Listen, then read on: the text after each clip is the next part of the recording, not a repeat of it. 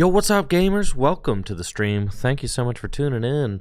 We've got some Gym Leader Challenge on the agenda tonight. GLC League here at Full Grip Games, and very excited to see how the metagame has evolved since Sunday. Hasn't been all that long, just a few days, and we did have a huge Gym Leader Challenge event here at Full Grip. $1,000 cash on the line, and Ben Morse took home the dub with his Hops colorless deck, and of course Trevor Tankman also finished second place with colorless. But we had a pretty good representation in top 8 of that event of different decks. We had 2 darkness decks, a water deck, a lightning deck, a psychic deck, and a dragon, as well as the 2 colorless decks. So a good spread of decks in the top 8 of that event, and I'm curious to see how our local meta evolves with colorless having such a dominant showing. 25% of the field was colorless at our Gym Leader Challenge 1K, a fourth of the field. And then a fourth of top 8 was also colorless. So that just about makes sense, you know. That does make sense. We've got players getting ready down in the tournament hall now. You can see we've got a pretty good turnout, it looks like. Maybe somewhere between 15, 20. Yeah, it looks like maybe about 20 players that we've got for our Gym Leader Challenge weekly. And wow, what a great stream match we've got for round 1. These two friends, Alex Carpenter and Hunter Horak, started playing Gym Leader Challenge together. Alex actually got introduced to Gym Leader Challenge through Hunter. They're friends since high school. And Alex never played Pokemon cards before, and Hunter was getting into Gym Leader Challenge, so they've been playing together ever since. They're big GLC fans, and I think they go to a couple of Gym Leader Challenge leagues every week. Alex Carpenter is our reigning Gym Leader Challenge League champion here at Full Grip, won last year's league championship, and it looks like he is going to be piloting Darkness, and Hunter may have a colorless deck. Let's get down to the table and see.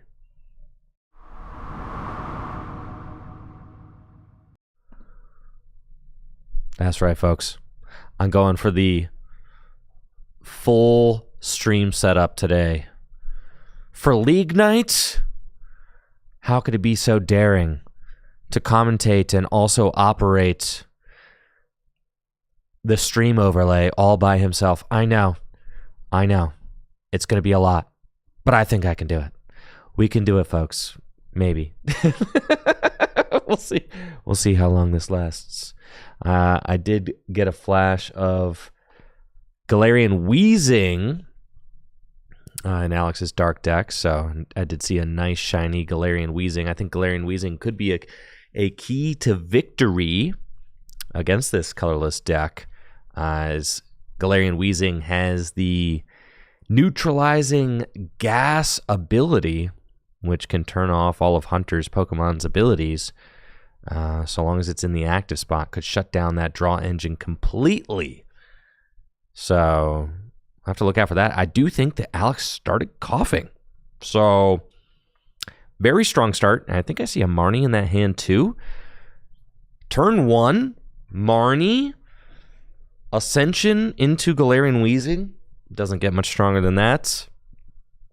But Hunter playing the colorless deck, and I suspect we'll see quite a bit of colorless tonight, since it did just win our GLC 1K and just is a very strong type right now. I mean, it's got the boost of all the Hops engine stuff. It's got a Hops Cramorant, which is just an absolute all-star in this format, being able to attack for not free, but essentially free. I mean, free if you've got the Hops Choice Band on it, but able to attack for very significant damage for either free or just 1 energy for a third of the game. I mean, the opponent has to have 3 or 4 prizes remaining, and in Gym Leader Challenge format, that is a pretty easy condition to qualify since it's a single prize format.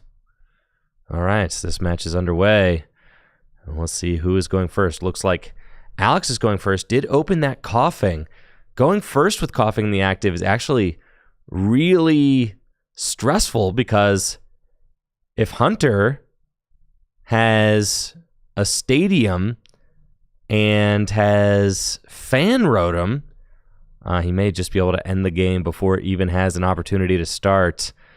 So I think I did see a tag call in Hunter's hand. Yeah, and if he's got the technology, he could just retreat into that Fan Rotom, take a turn 1 KO against Alex, and this match will be over. We see him kind of scanning. I mean, all he has to do is Guzma for a Stadium, and he's got the board right there. So let's see how much longer this game lasts. Tag call is in hand. Is Guzma in the deck? Tag call, supporter card. This searches out 2 tag team supporters from the deck, puts them into the hand. And I think Guzma is prized, folks. That's right. And you see Alex with a huge sigh of relief. No Guzma and Hala this game.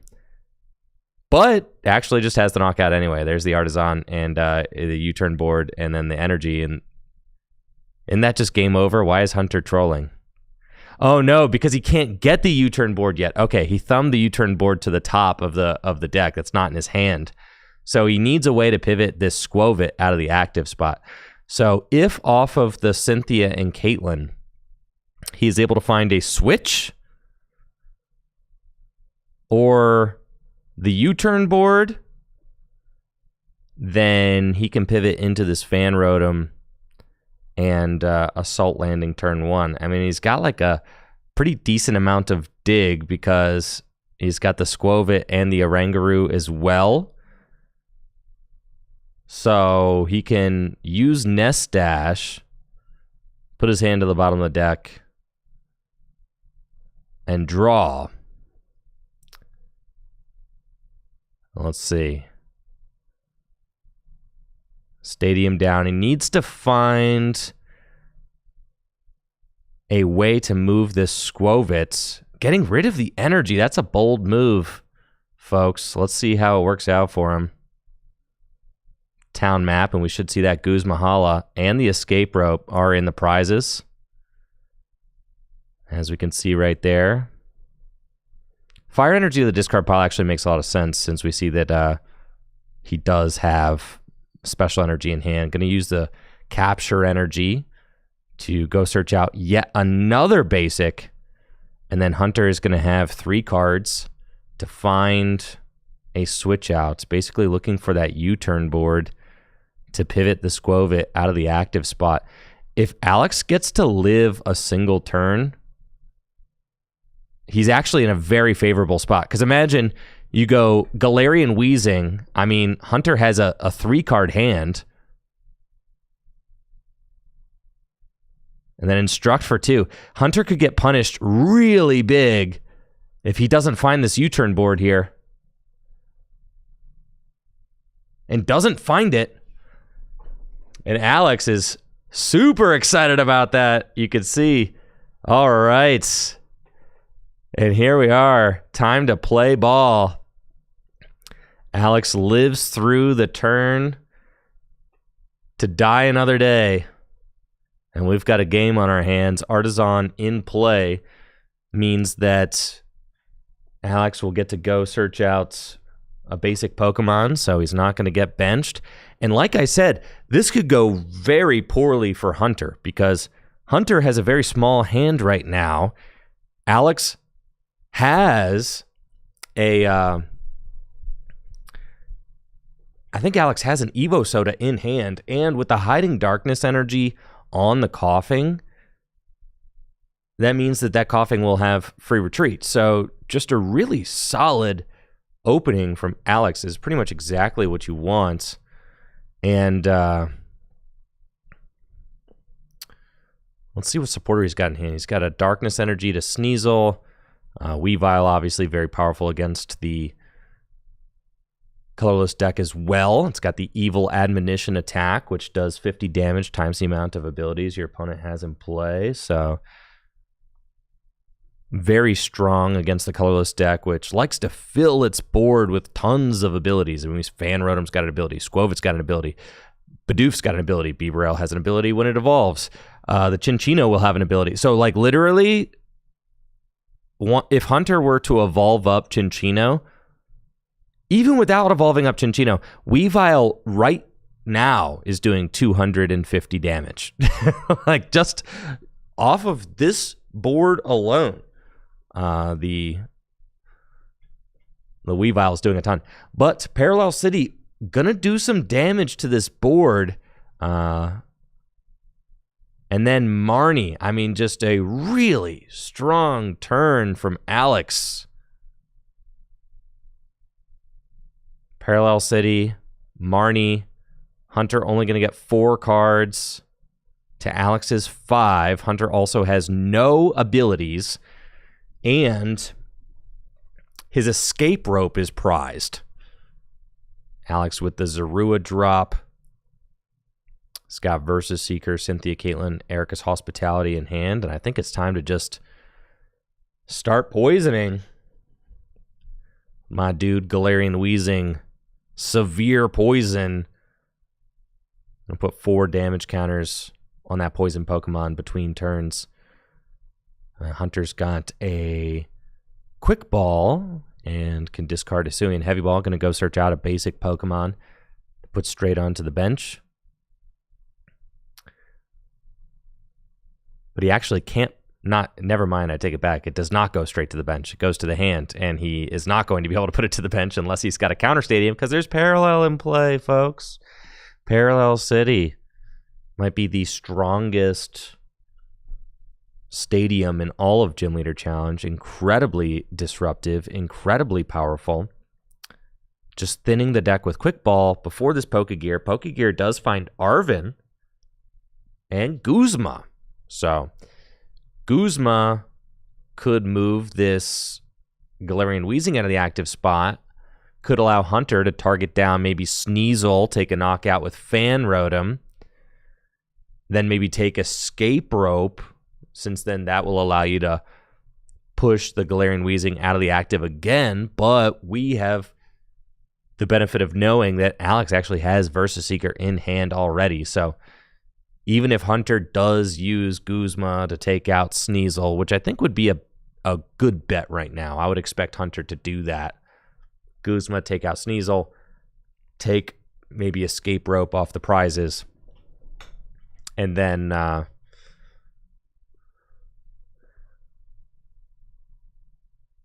let's see. It's going to be a Fan Rotom knockout. I'm thinking so. Sneasel's getting targeted down. Here comes Fan Rotom.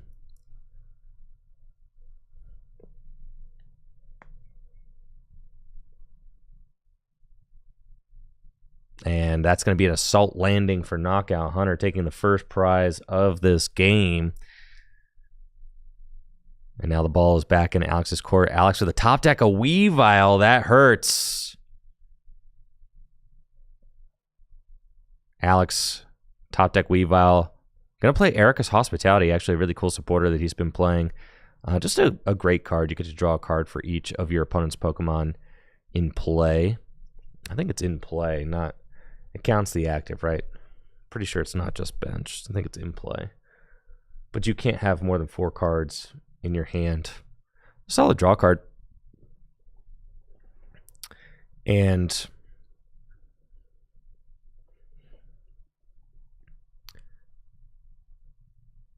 we see Alex was also to get Spiritomb down. Spiritomb's got the building spite ability.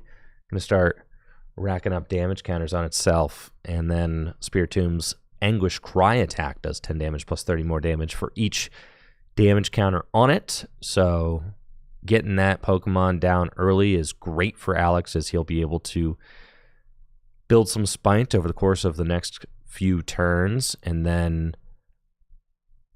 eventually we'll crank out a big Anguish Cry.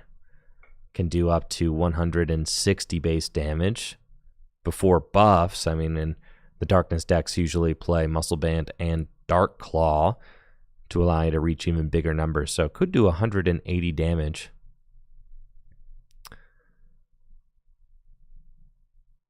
And then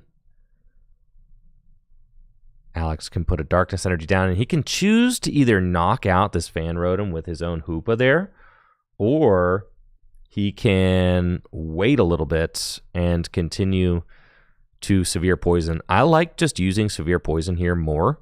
If Hunter leaves that Fan Rotom in the active spot, then it will die from poison over the next turn, because... Oh, and Hunter did not take Escape Rope. I think he took the double energy off of the prize. So did not take the Escape Rope. So without the Escape Rope take, then Hunter's not going to have an easy way to remove this poison immediately. I am curious if Alex is playing Enhanced Hammer. I really think that just about every deck in Gym Leader Challenge should fit an Enhanced Hammer in it right now. Just it's such a high value card against the colorless deck, and colorless is just a very strong type right now. And it looks like Alex actually going to forego the poison and just advance the prize trade. I think that is maybe... Yeah, I don't love this move from Alex. I think keeping the ability lock is just so good. I mean, look at this, right? You know Hunter took the double energy. You know that. Like, you watched him take it off the prize cards. And then immediately is getting punished with the Raihan. Raihan going to accelerate that fire energy from the discard pile to the Snorlax, and then with a double turbo energy in hand, Hunter can power up this Thumping Snore in just one turn and take a prize. If Alex had kept the Galarian Wheezing active, then he could have kept the abilities locked down and put Hunter in a weird spot where, you know, if the Fan Rotom gets knocked out by poison, then Raihan is not activated. So, you know, and look how much damage now is happening, right? All because Alex decided to break that ability lock. I think he needed to be a little bit more patient, stay with the Galarian Wheezing, and, you know, now things are really starting to unwind as the colorless deck is able to break free, attach extra energy with supporters like Raihan, draw extra cards with Bibarel, and then a big Thumping Snore for 160 damage, and Hunter is going to take that knockout to go to 4 prizes remaining. And now Alex has the Galarian Wheezing. But Snorlax wakes up. So really tough there, because the Snorlax is threatening the Galarian Wheezing because of that double attachment. So again, I think that Alex definitely should have just continued poisoning with Galarian Wheezing. The only way that the Snorlax gets powered up like this is if you actually take that knockout, because the only energy acceleration cards that Hunter plays are Mela and Raihan. So Alex actually kind of opened the door for that play to happen by taking the knockout with Hoopa. I think that Alex could have established a little bit of a stronger board before he opted to break that ability lock. I would have liked to see Alex keep that ability lock one more turn. So I would say that that's a slight misroute there by Alex, and not just leaning into the Galarian Wheezing more, especially seeing that Hunter wasn't taking the escape rope off of the prize cards Very little ways to push around that Galarian Wheezing. Now, Hunter's got the Spiritomb on the bench. He's continuing to build Spite and is going to Ultra Ball, discarding Weavile and Guzma.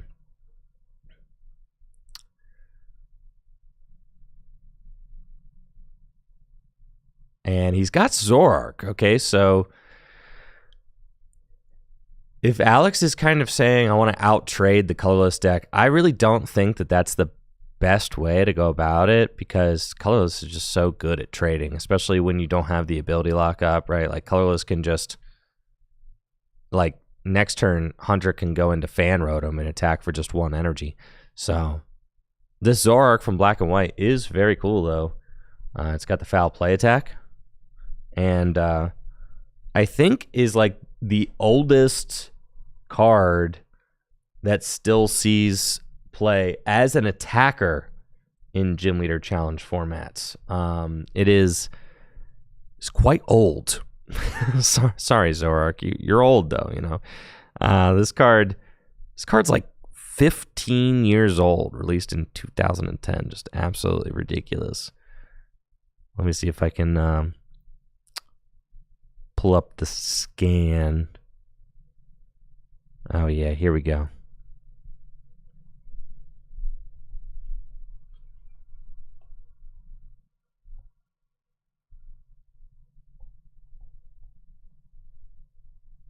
Look at this thing. Ancient technology here. The foul play attack. If Alex can find a double energy of his own, be able to copy Thumping Snore and take a clean knockout on the Snorlax. Hunter does have his draw engine all set up, though. And I have to imagine we'll be able to draw into an option to get another attacker going. Looks like maybe Alex is considering just going Rainbow Energy to the Spiritomb. Ooh, we really don't want to have to 2-hit KO the Snorlax. That is nasty. For sure. And then Anguish Cry for 100 damage. I feel like this is a terrible use of Spiritomb here. 100 damage, that's really not what you want to do. You're better off, I think, just leaving the Wheezing in the active spot, at least denying Hunter some draw. And it feels bad to just waste this, because without a damage buff, if there was a damage buff, like I'd say at least if Spiritomb was swinging for 120, then I would say, like, okay, well, then you can finish the Snorlax off with Galarian Wheezing, Severe Poison, and then move from there. But, 100 plus 4 damage counters from the Galarian Wheezing, like, that's not a knockout. So, would also like to see Alex get Sneasel back into play if he can find a recovery card, as Weavile will be very good to have. Hunter's going to use Cypher Maniac's Code Breaking, and will be able to stack his deck with whatever 2 cards he wants, and then draw into them with Industrious Incisors. So I suspect that Hunter will continue to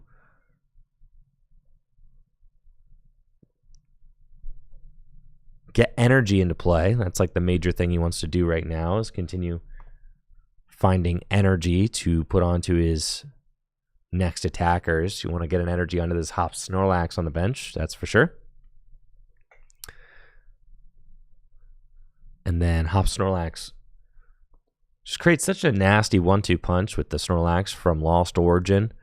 It's got the Dynamic Press attack, which does 140 damage. And then with the extra helpings ability, actually 170 damage. And then Hop's Choice Band, that's 200 damage. Does deal 80 damage to itself, making it kind of easy to knock out, but still just an absolute glass cannon of an attacker.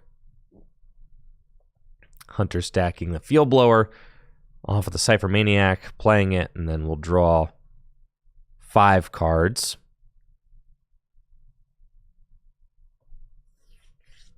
And it's going to use Nest Ball, getting that Hops Cramorant online so that it is ready to go as soon as Alex does take a prize card.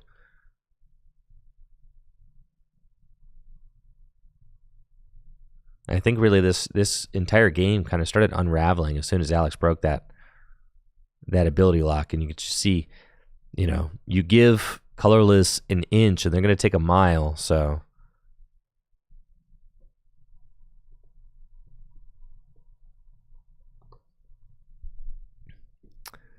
gift energy onto Hops Cramorants. And then we're going to see a thumping snore. This game's not over yet, though, as Hunter still has 3 prizes left to take, so halfway there.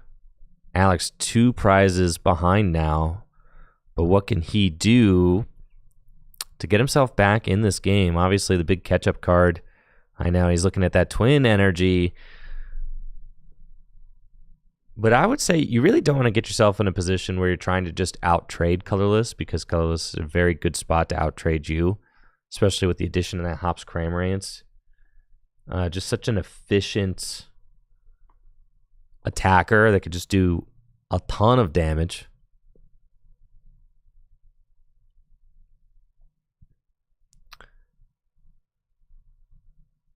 Alex playing Pokegear.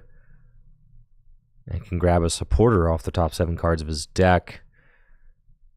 But he needs a lot of help right here with just 2 Pokemon in play. He's got the Zoroark, but you don't want to use Zoroark right now. He does have Raihan in hand. I mean, ideally you would like to get, if you could take a Guzzlord double knockout here, that would be pretty insane. That would get you right back in the game for sure.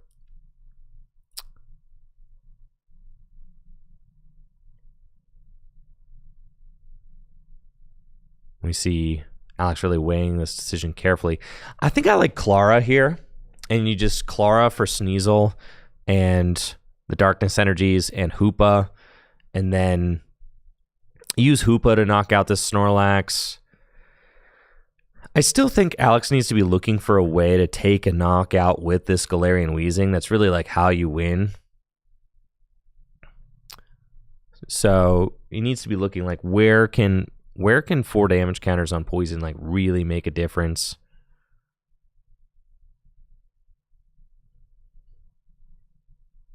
And it looks like Alex actually not going for the Sneasel. I think that's strange. Saying instead to go Spiritomb. I think Weavile's very much one of the strongest attackers against this colorless deck, so I'm curious as to why Alex didn't go with the why Alex did not go with the Sneasel there. Gonna take a knockout with Hoopa though. Assault Gate, 90 damage. And Hunter says it's cram time. Hops Choice Band onto the bench Snorlax. And Iono. Set Alex's hand down to 4. Hunter only gets 3, but it does not matter because he's got the Bibarel in play. Can use Industrious Incisors. Fill his hand up. He's going to Ultra Ball the hand down first. I think that makes sense. You don't need Winona, don't need Marnie. At this point, he's all set up. Chinchino, but there's no Minchino in play.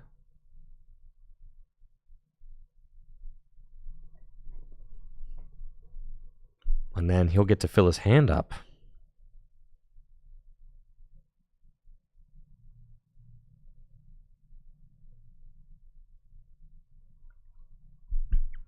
Incisors.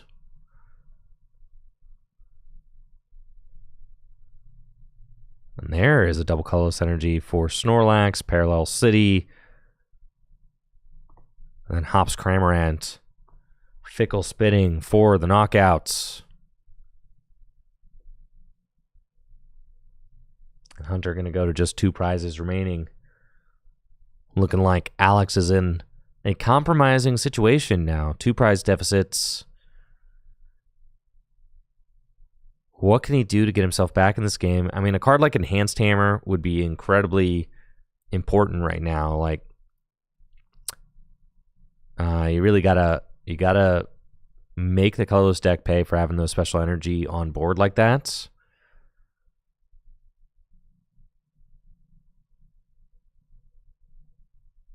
Do see Guzzlord.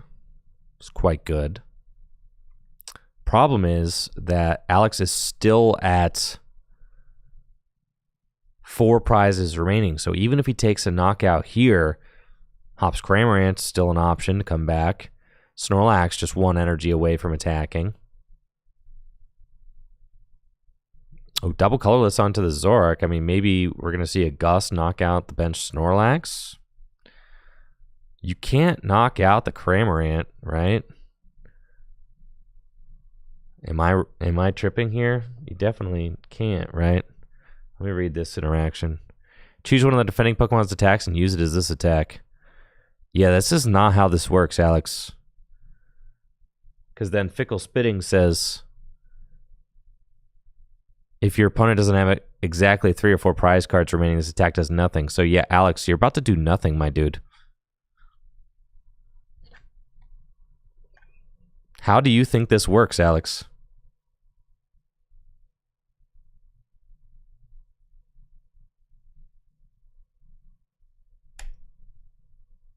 Alex, you're looking kind of fried here, dude. Yeah. It's not what you want to do if you're trying to win a game of Pokemon cards here, Alex. Just, you know, I feel like I can be tough on Alex because he's good and he's won lots of stuff here at Full Grip. So he's also the badge leader. So I feel like I can be Alex's toughest critic, but like, yeah, Alex, you could play better than this, man. For sure. It's not a very strong showing with the Darkness deck. Unfortunately, I think there are quite a few routes here that leave a little bit to be desired, but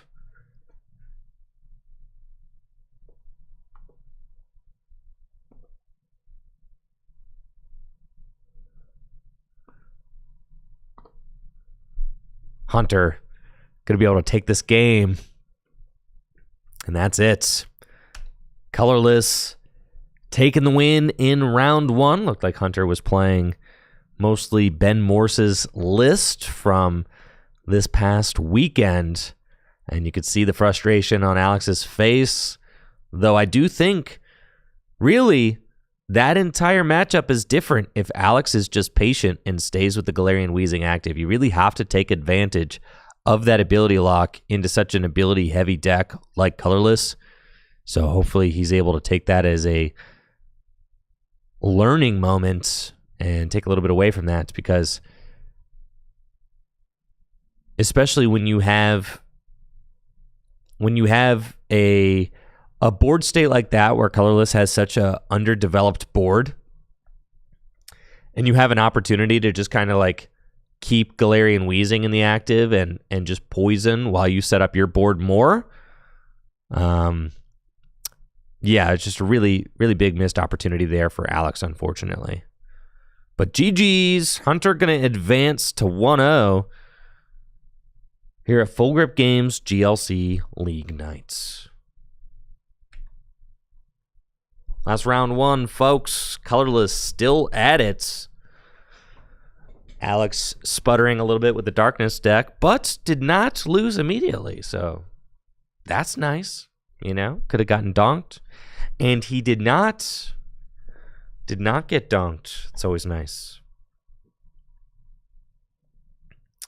We got 21 players in the house for Gym Leader Challenge tonight. Great turnout here at Full Grip Games. 21 players for GLC. 5 rounds, folks. Got a lot of GLC action on the way. That's what's up. Nice, solid 5-rounder. Let's take a look at Poke Beach. We got anything new in the world of the Pokemon TCG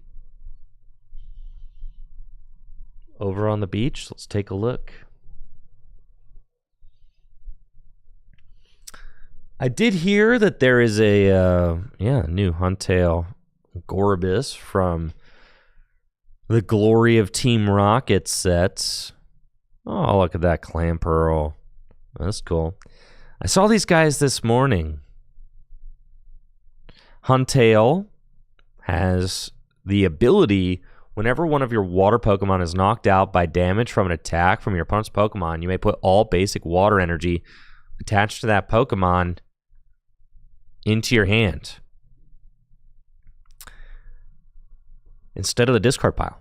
So it's kind of like an energy saver, and then obviously combos really well with the Gorbis. And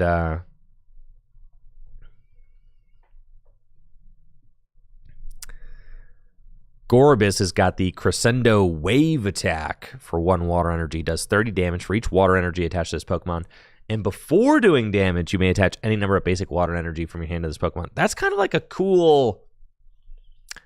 It's kind of like a cool effect. I feel like that's not something that we see often. You know what? Kudos to the Pokemon TCG design team over at Creatures. New ideas are not totally dead. Let's go. That's cool. That's a cool kind of new thing. Usually, like, you attack, and that's like the final thing that happens in your turn. But here, it's like before you attack, you announce the attack, and you get to throw the energy onto your Pokemon all at the same time. It's kind of cool. It kind of like accelerates the energy to itself. And then Huntail will bounce all that energy back to your hand if the Gorbis gets knocked out. So, like, very clearly, there's some sort of Huntail Gorbis deck that they're trying to get going here. Now, you know what this deck needs? You know what the Huntail Gorbis deck needs, folks?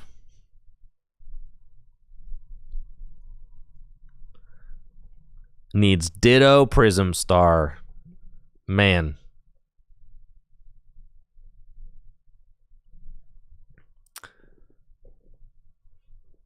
Ditto Prism Star would go crazy in the Huntail Gorbis deck. Because both Huntail and Gorbis evolve from Clamperl.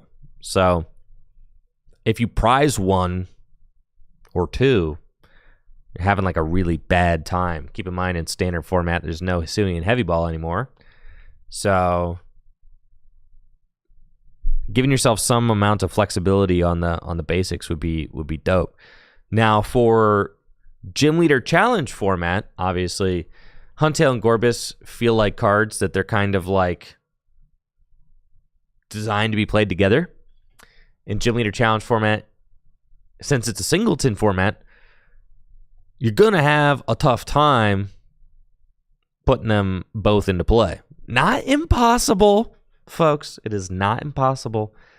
Just not, like, easy to do. So it's more of like a pick one kind of situation. Personally, I don't know if I feel like I guess I'm just not seeing like what Water Gym Leader Challenge deck could really accommodate for either of these. Bench space is so tight in Water type Gym Leader Challenge decks. The Huntail is very cool, passing your energy back. I think that the Huntail is definitely stronger than the Gorbis as far as GLC goes, and you could probably justify Huntail on your bench, but think about all the Pokemon on your bench that you're trying to set up in the Water deck. You really want. It feels like to me like the Huntail would be kind of feel the same as Starmie from Evolutions. Starmie from Evolution. Now, the most recent water deck that top aided the Full Grip Games Journey Together 1K did play Starmie from Evolutions, and I still like Starmie from Evolutions a lot. So, not to say that the Huntail can't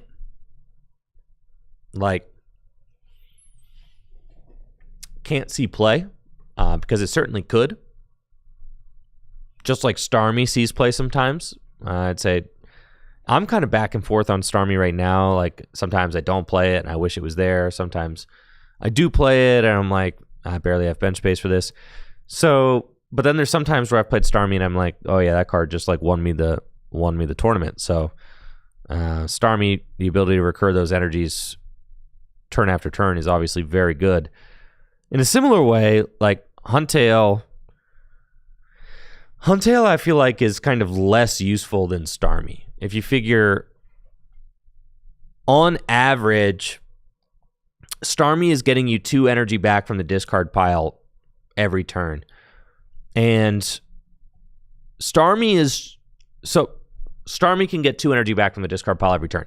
What Huntail does is Huntail makes it so that your energy all goes back to your hand.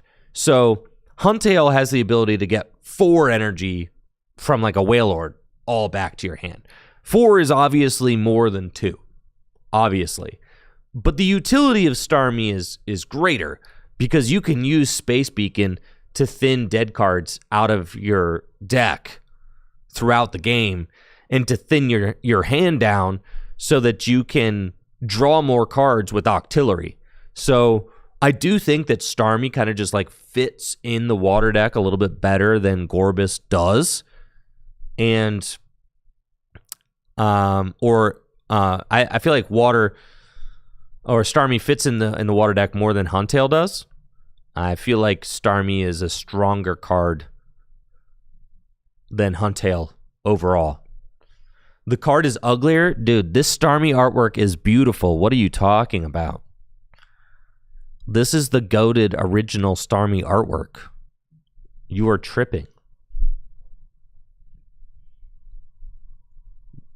It's gorgeous. The original ugly CGI art is so sick.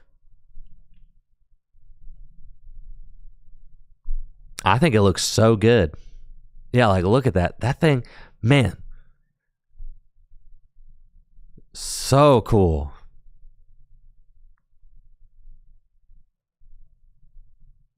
The year is 1999. You're at the pool. You're eating giant pixie sticks by the handful. And you have a Starmie in your binder that looks like this. Amazing. Yeah. A Starmie is also level ball searchable. The one from Evolutions.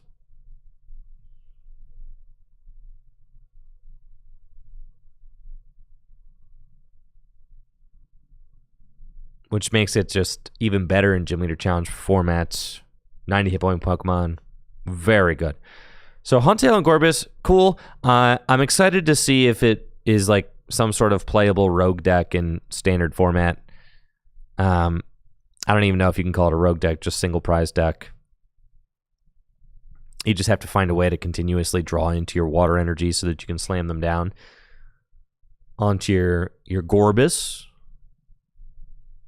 every time you attack. But then how many energy do you need on a Gorbis? Like imagine in standard, how many energy you need on a Gorbis to do a respectable amount of damage? 10? You're gonna need 10 energy? Because that's the thing about standard is that like if you're just a single prize deck, 2-hit KOing 2 prize Pokemon, you're gonna lose for sure. So you need to be able to steal a 1-hit KO on a 2 prize Pokemon. Have to. There's no way you're winning there.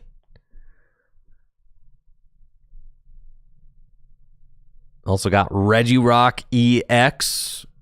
Man, why does this Regirock look exactly like a Regirock? I'm saying this is exactly what Regirock looks like. I feel like that exact card exists already. Yeah. I'm like, why does it... Why? He's just this card inversed. The most Regirock there. That's what I'm saying.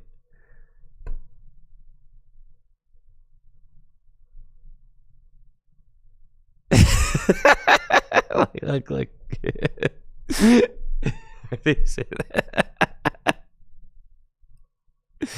You see what I'm saying, dude? I'm like, oh yeah, that's a Regirock for sure. Yeah. Right hook, left hook. Hey guys, I got an idea for this next artwork. How about we just flip it? We're gonna take the Regirock from Fates Collide, and we're gonna flip it. Yeah.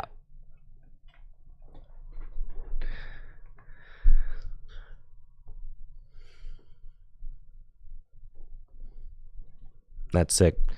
Anyways, it's not a bad looking Regirock. It just looks exactly like the Regirock from Fates Collide. I'm sure there's not a lot of really like cool ways to make Regirock. I take that back. You can make Regirock look cool. Regirock is awesome. Like, look at the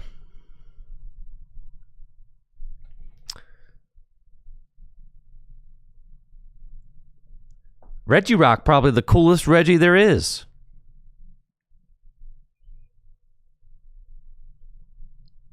Let's vote on that. Let's vote on that. Yeah, Regirock. I think Regirock is the coolest. Sorry, YouTube. I wish I could invite the YouTube chat over to vote, but YouTube chatters can't vote, so you have to just watch us vote on Twitch. I'm sorry, YouTube.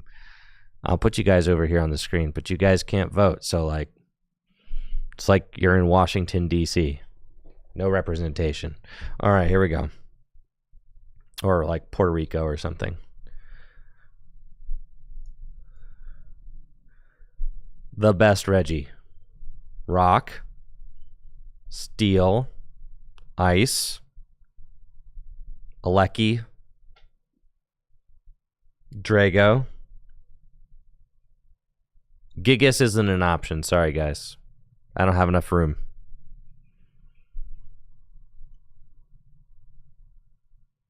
Are there any others that I'm forgetting here? No, you got the trio, and then you got Alecki and Drago, and then you got... Yeah, that's it. Okay, star poll. Boom. Regirock with a handbag. Oh, yeah. No Gigas. Listen, I don't have enough room for Gigas, guys. Justice for Gigas. All right, next round is getting going now. Let's go.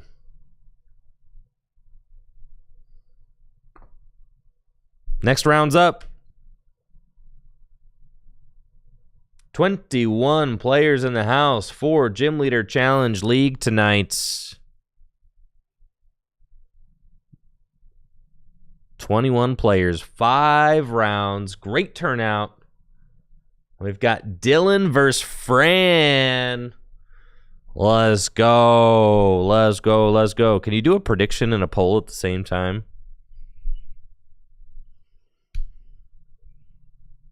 We're about to test the limits of Twitch. Who gonna win? Dylan or Fran?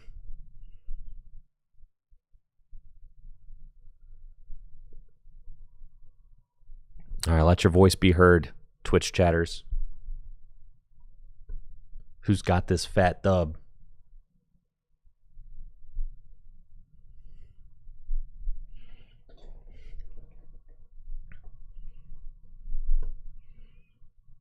Dylan played for his first time on Standard League.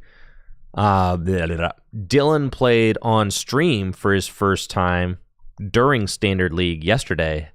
Had a poor showing, unfortunately, with his Frostlass Espathra deck. So,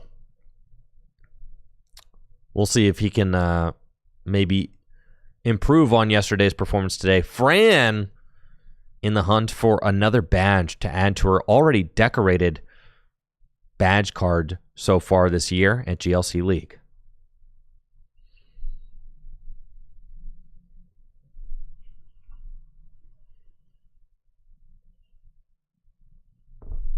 We got Dylan Ryan on the left.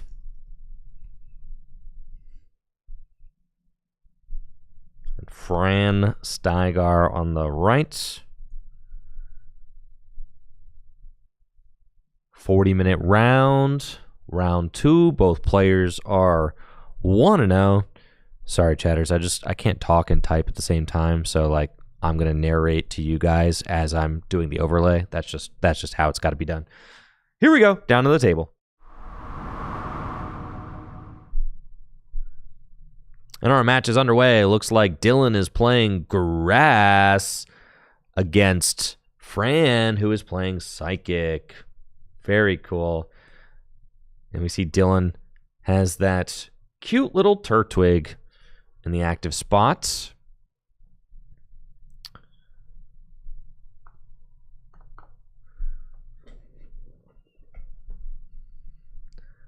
Which evolves into the biggest, baddest Torterra you ever saw. Fran has got the Mysterious Tail Mew in the active. Wonderful card to start. Great for consistency. It's got the Mysterious Tail ability, which allows you to look at the top 6 cards of your deck and take an item card you find there, put it into your hand. Looks like Fran is going to take the Evo Soda. I wonder if I've got Mysterious Tail Mew downloaded on my computer. Something I would like to do.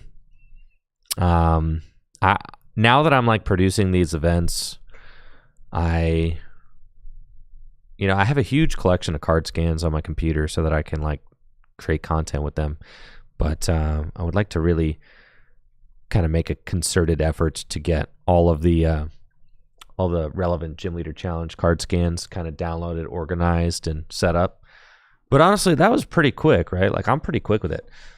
I did have the Mew, and I didn't have the Mew programmed into my overlay. I was able to just kind of like snag that. So, just saying, I'm kind of sick with it when it comes to running the overlay.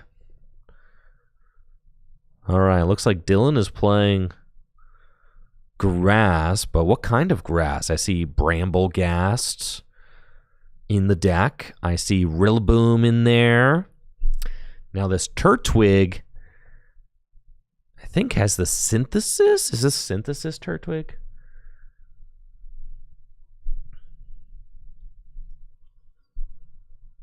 Allows you to search your deck for a grass energy and attach it to one of your Pokemon. So, I feel like... I know. The thing is that like both Dylan and Fran are both like bigly on the hunt for a stream dub. Dylan had, a tough first stream match yesterday for Standard League. Fran has been hunting for a stream dub here for a few weeks. So it's going to be a feel-good story for whoever comes out with this dub. All right, looks like who is the best Regipull? Wow. Steel wins the best Regipull with 80% of the votes. I can't believe it. Steel? Really? Registeel? I did not see that coming. Well, now we have to have a runoff. Okay. Obviously, nobody's favorite is Regieleki or Regidrago, okay? So, we need to do...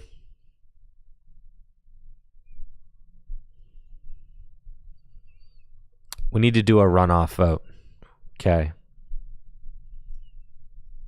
I need full participation from the voters, okay? Full participation here. We need to get a definitive answer. Is it Regis Rock? Is it Regis Steel? Is it Regis Gigas? Or Regis Ice? There you go. One more. We need full participation. Gigas is here now. If you were feeling like your vote got robbed,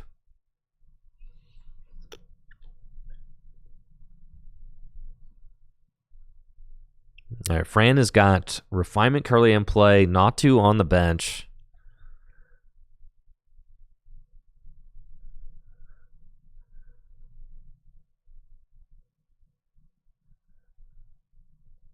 Dimension Valley. I know I said that Parallel City is the strongest stadium card in Gym Leader Challenge, and I still believe that to be true. However, Dimension Valley is in a top 3. Prove me wrong, chatters.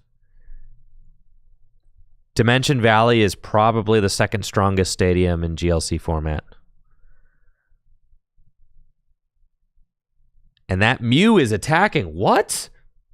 Psy shot for 30. Oh, and a Bulbasaur off the top rope. Okay, and here's the thing, is that Bulbasaur has an attack that allows you to search your deck for a grass Pokemon and put it into your hand. But, oh, and Dylan's got teammates. So I think that Dylan should probably, like, you can't really retreat the Turtwig, right? That's just so bad. You retreat the Turtwig, sack the Bulbasaur, then you can, like, teammate. But the problem is you won't have enough energy on the Turtwig to really be able to attack. So at least Dylan has another Pokemon here. It's not going to get benched out. I got 3 minutes left to vote in the best Reggie vote, and Steel looks to be winning this election by a lot. Reg Ice, though, close second. Reggie Rock appears to be people's, and just as I thought, Regigigas is the least popular of the 4. Yes, Regigigas, less popular than Mr. Rock, less popular than the Steel, less popular than the Ice. Reg Ice right now with 8 votes. Regis Steel with 10 votes. Regis Rock with 5 votes. And Regigigas with only 3 votes.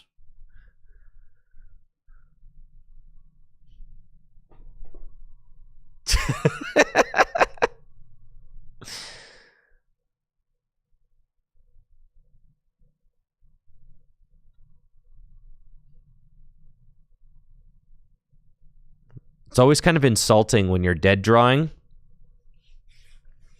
and your opponent like quick balls away an Iono. That's a BM right there. We got Xatu online. Xatu got that clairvoyant sense ability.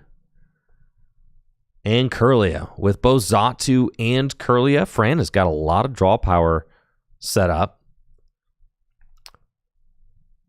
Refinement, allowing Fran to discard a card from her hand, draw 2 cards. Xatu, of course, with the clairvoyant sense ability, allows you to attach a psychic energy from your hand to one of your bench Pokemon and draw 2 cards.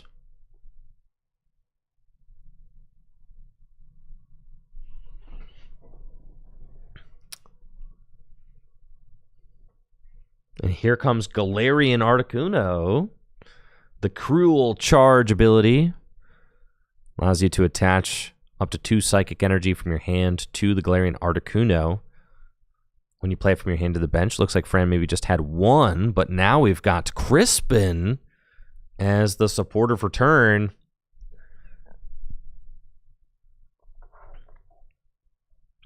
And Fran could potentially take a knockout with Psy Laser. What's funny, and it looks like that's exactly what we're going to see. What's funny, though, is that like Dylan has Rare Candy in his hand and teammates. So if Fran takes this knockout, then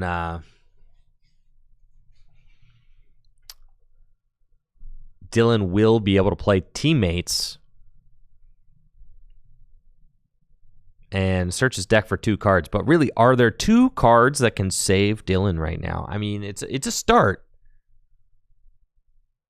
That's for sure. And it looks like Fran is just going to take a knockout on the active. I agree with that. I think that makes a lot of sense. Thankfully for Dylan, this Bulbasaur only has a retreat cost of 1, so he'll be able to pivot it into something else, because God knows you don't want this Bulbasaur in the active.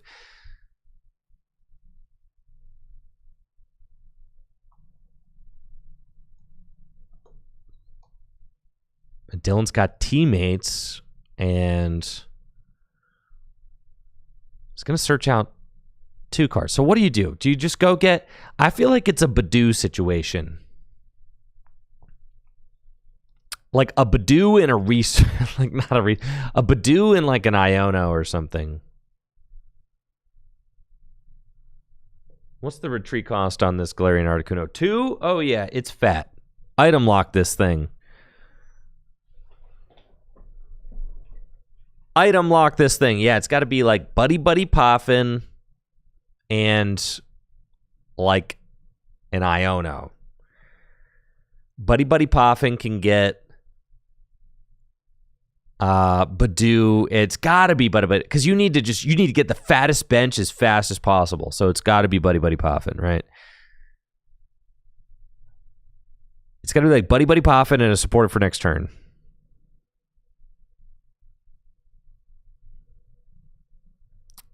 Yeah. Something like that. Yeah. Gotta be the Buddy. And then the question is like Buddy and what? Because you can Buddy Poffin, you can get like... So I'm pretty sure this hand stinks. Yeah. You got to get a new hand, my dude. So yeah.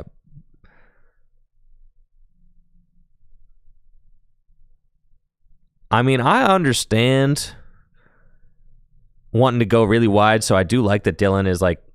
I mean, Dylan's taking a little bit of a risk, and I respect it, right? Not getting a support for next turn, instead getting Artisan, which is kind of like a 2-fold card. It bumps the Parallel City, which is a problem for the grass deck. So first of all, it's going to bump that, which is really good.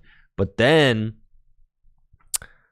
it also is going to allow Dylan to go get a Pokemon out of his deck. So great, right? It's just kind of really, really solid there for Dylan. The problem is that Dylan's hand stinks. However, like at this point in the game, you're item locking a 2-retreat Pokemon in the active spot. I kind of like it. And then you're kind of just saying, like, I'll top deck, right? Like, I'll top deck. Oh, no, find a friend. No item lock. Okay, now this is... I don't like this play. No, I liked everything until the find a friend situation. And the reason I don't like this play is because now if Fran just targets down your Roselia, then you're going to lose. you're gonna really lose bad if Fran targets down your Roselia. And with all of her items that she has available to her and all of the draw power she has available to her, I mean, all it would take is a Guzma, or if she plays like Birdkeeper or something, can reset this Galarian Articuno. I think she also plays the Shining Arcana Gardevoir.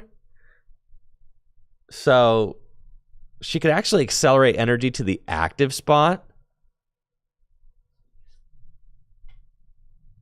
which is kind of crazy. It's not usually something that you're expecting from Psychic. You know, Xatu accelerates to the bench, Malamar accelerates to the bench, but I think that Fran is playing the Shining Arcana Guardy, so we'll see. Here comes a Pokegear. It does find Arvin, so Fran's going to take Arvy there, put it to her hand. Yeah, Registeel did win the poll again. Yeah, Registeel is just appearing to be the most popular Reggie by a lot. I can't believe it. Shocking revelation. I did not see this coming.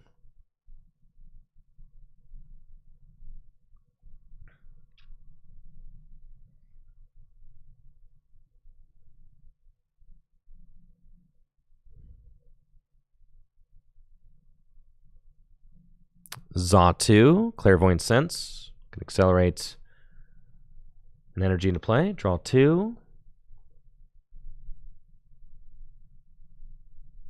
And there's the Shining Arcana Guardy. Can draw 2.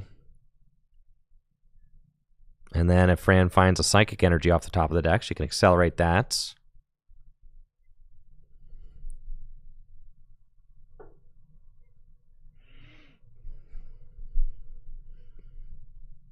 We could do polls like, sure. We'll do like a this or that poll. All right. Like who's the cooler Pokemon? All right. Which Pokemon would you rather have? Registeel or what's good competition for Registeel? Registeel or would you rather have a Suicune? There you go. 5 minutes. I accidentally clicked 10 minutes. There you go. Registeel or Suicune? It looks like Fran just actually had to play Hex. Wasn't able to launch an attack. And Dylan is just going to get to using Item Lock with Badoo. So finally, actually, I like where Dylan's at now. Somehow, Dylan got out of that situation alive. But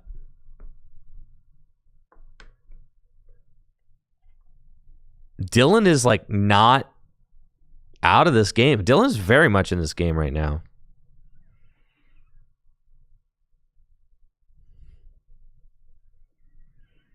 Dang, Suicune is destroying Registeel in the polls. Okay, we're going to end this poll. It's mercy rule on that poll. Suicune won. It was not even close. All right, I've got a real poll now. We're going to ask the next question. Okay. Which is cooler? Legendary birds, legendary beasts, the Reggies, Pixies, or the Heroes of Justice or whatever the heck they are. Justice Trio. I don't know, dude. Okay. Start the poll. They're literally legendary beasts because Suicune, Raikou, and Entei are not dogs. The Pixies are the Lake Trio. Yeah, I don't know what to call them. They're the Lake Trio, dude. The Pixies are the Lake Trio. I've always just called them the Pixies, but...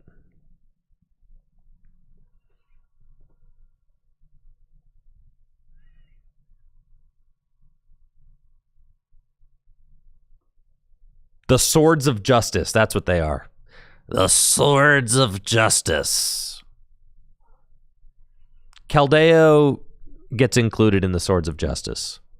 Even though I said trio, Keldeo can help. If you're a huge Keldeo fan, sure. The legendary beasts are winning this election by a lot. It's like 16 legendary beast votes, 8 legendary birds votes, and literally none for the Reggies, none for the Pixies, and only 1 for the trio, the Justice Trio. I agree, though. The birds and the beasts are the coolest ones. It's not close. The Justice guys are beasts, not the dogs. No, dude, the dogs are literally... The legendary dogs are literally not dogs. Look at Entei. That's a cat. Okay? Look at Raikou. Also a cat. Look at Suicune. Also a cat. They're freaking cats, dude. They're not dogs. You've been lied to your entire life. Yeah, legendary dogs are not dogs. They're actually the legendary beasts is what they're referred to as. But they're mostly cats. They're way more cats than they are dogs. And then the Swords of Justice are more like horses.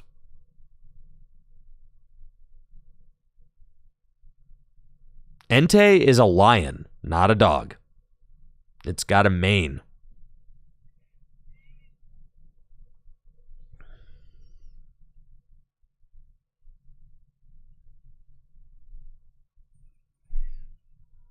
All right, Fran finally able to find a mystery energy for her Wobbuffet, or for her Galarian Articuno is going to retreat into Wobbuffet.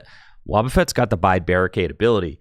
So we've reached a real standoff here, as Dylan is not really doing anything, and Fran is also not really doing anything. Keep in mind, both these players very hungry for a stream win. So how is it going to go?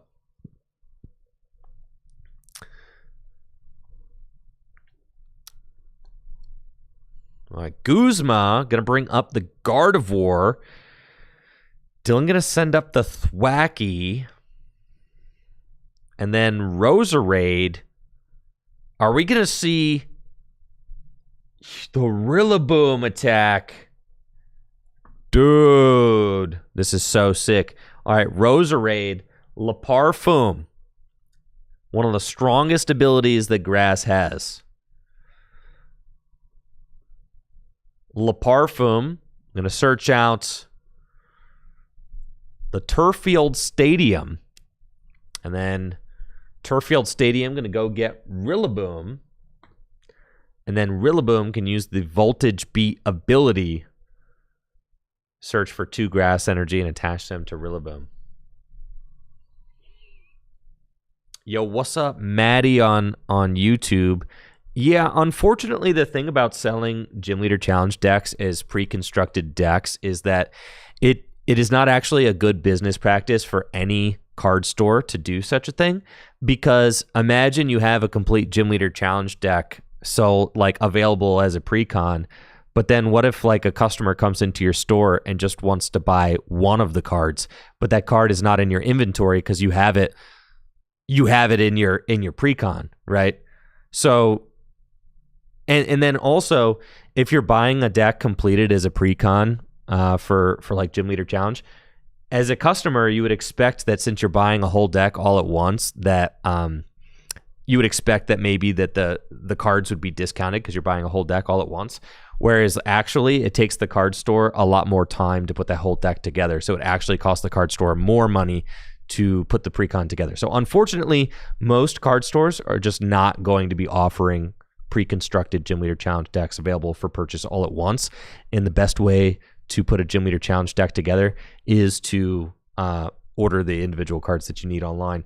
I understand that you're deployed right now. I appreciate your service, Maddie, and wishing you the best of luck. If you've got, I'm thinking that if you've got loved ones or friends back home that you can place the order to, and they can put all the cards together for you and then send them out to you, that's probably your best bet, would be my guess.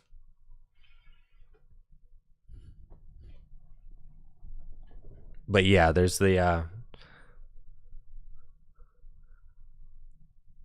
it's just a logistical issue trying to sell an entire pre-constructed deck all at once, which is why card stores don't do it.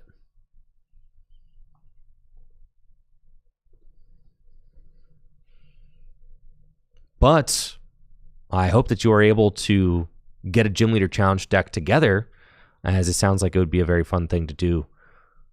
And I'm sure you guys would have some great games. So Dylan was able to take a knockout on that Gardevoir with the Rillaboom, and Rillaboom was able to use Voltage Beat, breaking the ability lock of the Wobbuffet to accelerate a couple extra energy into play, and then hammer in, doing perfect math to actually knock out that Gardevoir, which only has 140 hit points.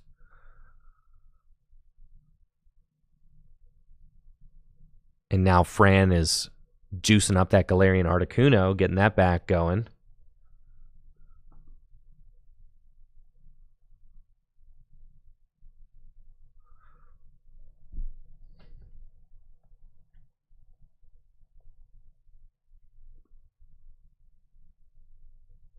And Fran's got Malamar set up now too, so Psychic Recharge Going to prove to be a very valuable ability. As you can see now, she's powering up that Latios on the bench.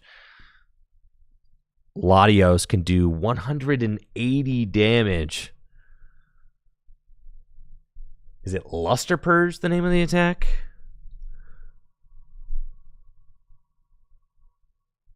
Luster Purge. Dude, and Dylan has that Rillaboom just sent straight to the Shadow Realm. An insane Latios Luster Purge. And now is left with a board that has nothing yet again. Dude, just absolute fireworks in this game right now. Dylan with the huge play to gust up and knock out Fran's Gardevoir, but then Fran with the huge response to power up this Latios and Luster Purge. 180 damage and take that clean one-hit knockout. So, yeah, I mean, definitely some really aggressive plays back and forth, and I would not be surprised if Dylan is going to have to go back and just do a little Badoo item lock again, right? Seems like that's kind of what he's been relegated to. When in doubt, Itchy Pollen it out. Now Latios making quick work of the Rillaboom, but Latios has no energy attached to it. Has to discard 3 energy in order to use that Luster Purge attack. However, it's only got a retreat cost of 1, and as we can see, Fran has a fully loaded Galarian Articuno on the bench. So even if Dylan does try to reestablish a board, maybe try to get the Thwackey, or not the Thwackey, the Grookey back down on the bench, Fran could retreat into Galarian Articuno and lay waste to it with Galarian Articuno. So Dylan in a very compromising position here, but Fran does not have guaranteed draw power on board. She does have the Xatu with Clairvoyant Sensibility, but that requires that you have a Psychic Energy in hand. However, Fran does find Tulip off of that Iono, so she is going to be able to recover some Psychic Energy and or Pokemon from the discard pile to her hand, which will enable Xatu to draw cards with Clairvoyant Sense. All right, for our election, the Witch's Cooler poll, you, the viewers, the voting Twitch chats. Sorry, YouTube, can't vote on YouTube. The voting Twitch chat, you have the option to choose between A, Legendary Birds, B, Legendary Beasts, C, the Reggies, D, the Lake Trio, or E, the Swords of Justice.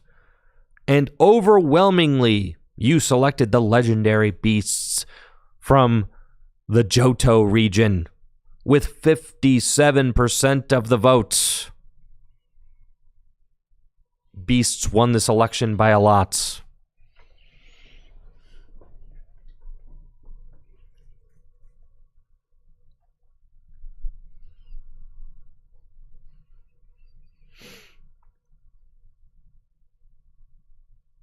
It looks like that Galarian Articuno moving into the active spot now.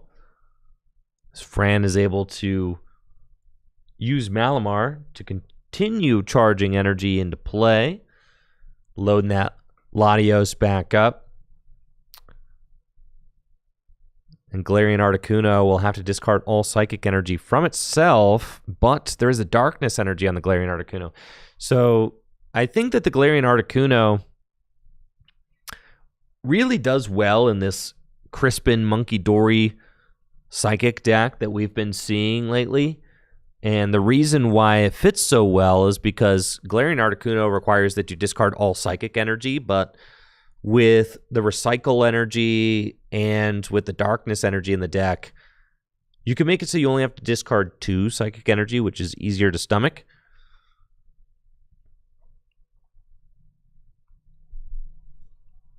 And with the Cruel Charge ability, you can kind of just toss that Galarian Articuno down and start swinging with it, so long as you have 2 Psychic Energy in hand. So a great target for Tulip as well, since you can use Tulip to just bring back the Galarian Articuno, along with a couple of Psychic Energy, slam it back down, and boom, Psy Laser, and you can take a pointed knockout on your opponent's board.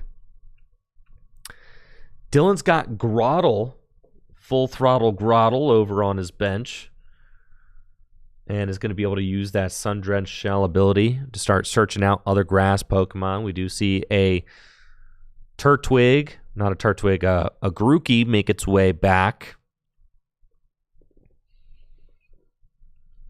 onto the bench, and maybe Dylan's only hope, Bramblin. Bramblin evolves into Bramblegast, and this is one of my favorite additions to the grass deck within the last year is this Bramblegast. It's got the Resilient Soul ability, which makes it so that this Pokemon gets 50 more HP for each prize card the opponent has taken. Since Fran has taken 3 prize cards, that means that this Bramblegast has 250 HP. 250 HP? That's ridiculous. And this game's only halfway over. 250 HP. And then if Fran takes 5 prizes, Bramblegast is sitting with 350 HP. So just an absolutely massive Pokemon to contend with. Dylan going to use Versus Seeker to recover Guzma. Great play this turn. Bringing up Fran's Malamar. Malamar has a retreat cost of 2. Dylan's going to try and stick it there with Badoo. So Fran is item locked now. Cannot play any of those items from her hand. She does have Tulip and can recover up to 4 in any combination of Psychic Energy and Psychic Pokemon. Gonna get 3 Psychic Energy back from the discard pile. Xatu, Clairvoyant Sense.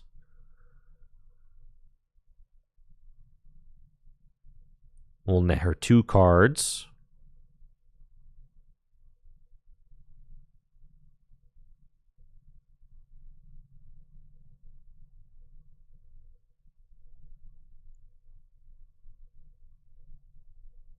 And then where is this attachment for turn going to go?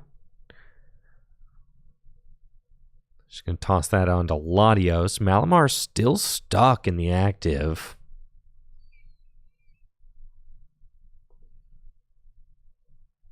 And she cannot end. Yes, good catch, Dylan. She played Tulip already.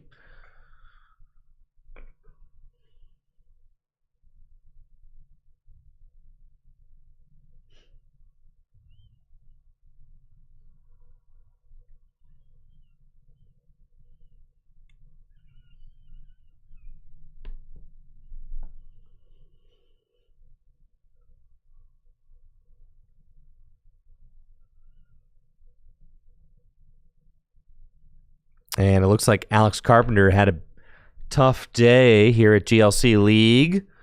So he offered to come upstairs and commentate. He's been asking me to do this for weeks. So looks like I may have a guest commentator up here in the booth for the final couple rounds of GLC nights. Final few rounds. Long night tonight. We've got 5 rounds. So that'll be fun. So after this round, I'll let Alex up. Got another Badoo, Itchy Pollen, 10 more damage to the Malamar, Cynthia and Caitlin from Fran. I mean, that's a great card right there. Is this match going to go to time? Oh my God, chatters. What if Fran and Dylan both show up hunting for a stream win, and they both get denied. What if they both get denied with a tie? Fran, you're going to have to start hustling here.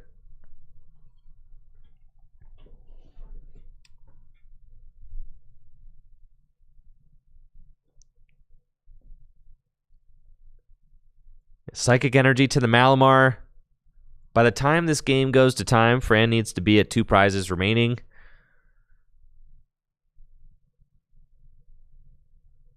There's a Bird Keeper, so Fran will be able to switch this Malamar to the bench next turn. Dylan just sitting with a hot 2 cards in the hand, so not a big hand there for Dylan.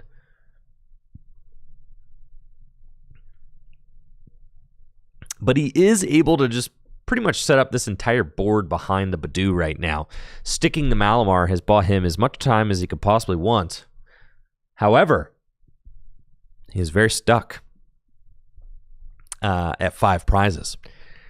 He needs to progress past this 5 prizes if he wants any hope of being able to do anything. And right now, he's kind of just like buying himself time, but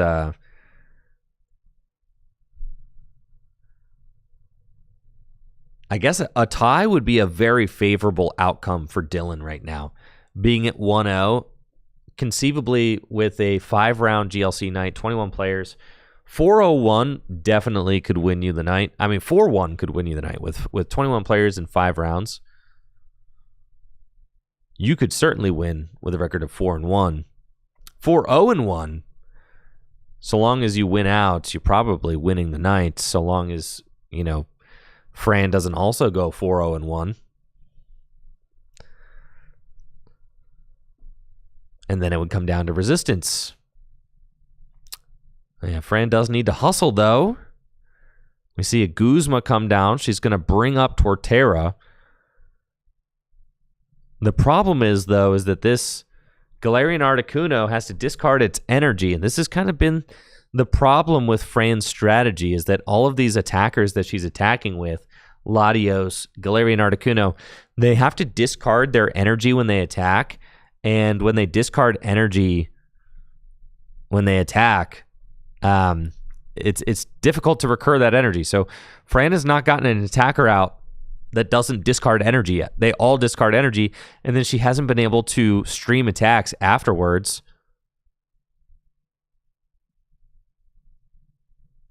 Oh, did Fran select Brambleghast? Oh my gosh, you really don't want to do that. Okay, Grookey, I was going to say, no, you definitely don't want to hit the Brambleghast.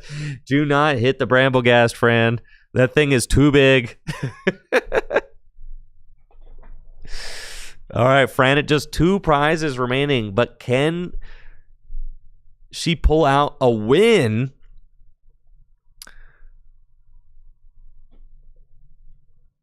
Dylan's got 5 prizes remaining. Torterra in the active spot now.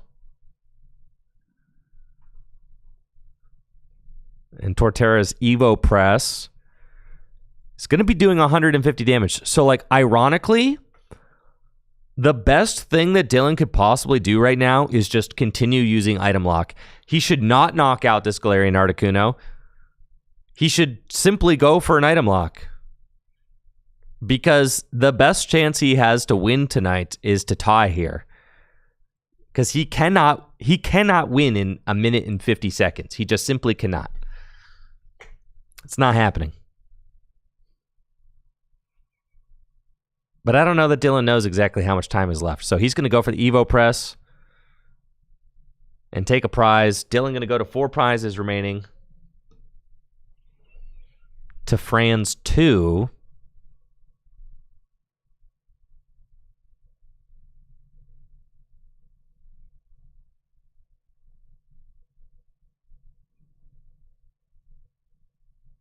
Fran's got Fog Crystal. He's going to grab Monkey Dory. But the clock is ticking. Darkness Energy to the Monkey Dory. That can take a knockout on Badoo. If Fran just throws that... Oh, she actually is going to throw the damage counters onto Torterra so that she can take the knockout with Latios.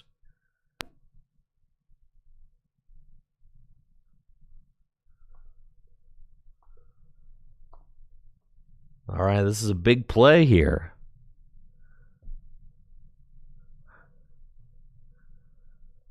But I feel like Fran should have used the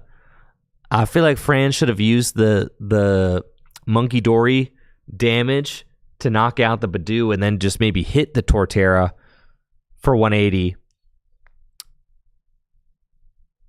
Because I feel like with this, Dylan could still stall her out of a win.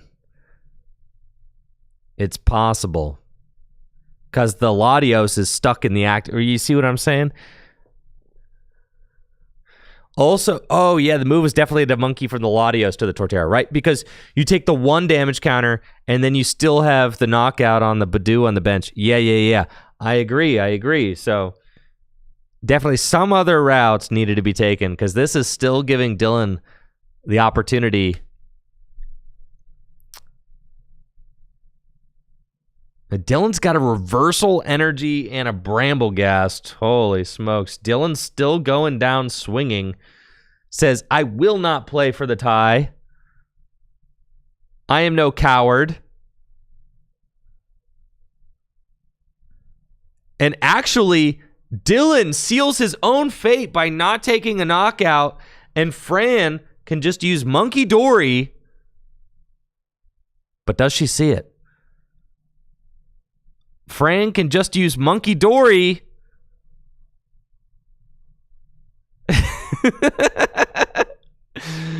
But instead, she's just going to Guzma, and Dylan pointing out, like, you could just monkey my flower. Yes, and Dylan also had Scoop Up Net, so he could have gotten that Badoo out of there. Either way, Fran is taking this stream dub and will advance to 2-0 here at Full Grip Games tonight. Congratulations to Fran on the stream win. Dylan, after playing back-to-back nights on stream, still looking for a solid performance to showcase his skill as a player. That one, unfortunately, slipped away from him. All right, folks, we will be right back with round 3 here at Gym Leader Challenge League at Full Grip Games after this quick break. Make sure to check out fullgripgames.com for all the best Pokemon trading card game singles and sealed product, as well as dragonshield.com for all the best sleeves and accessories. I'll be right back after this. Thank you so much for being here.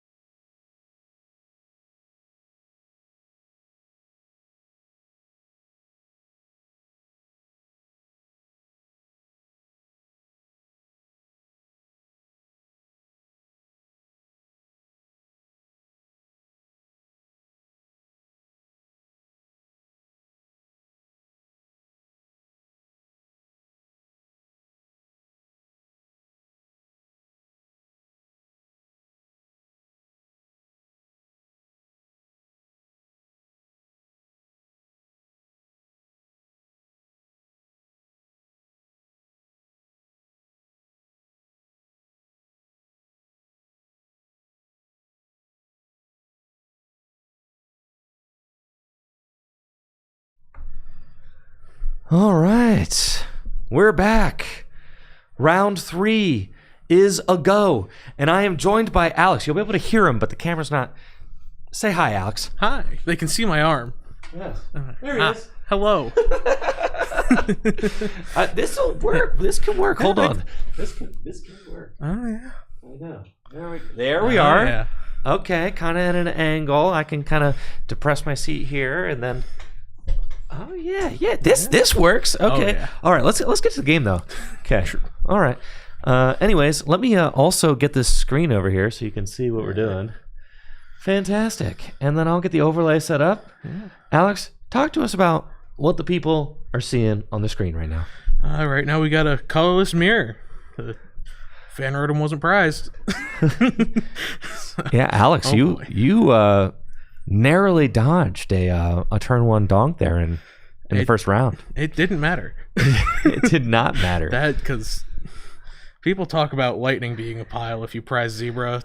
You prize Liepard. Dark's pretty rough too. Yes, you prize Liepard. That can definitely Every be time I tough. played a card that let me look at the top cards in my deck, it was in the next 2 cards, the thing I wanted. Unfortunate.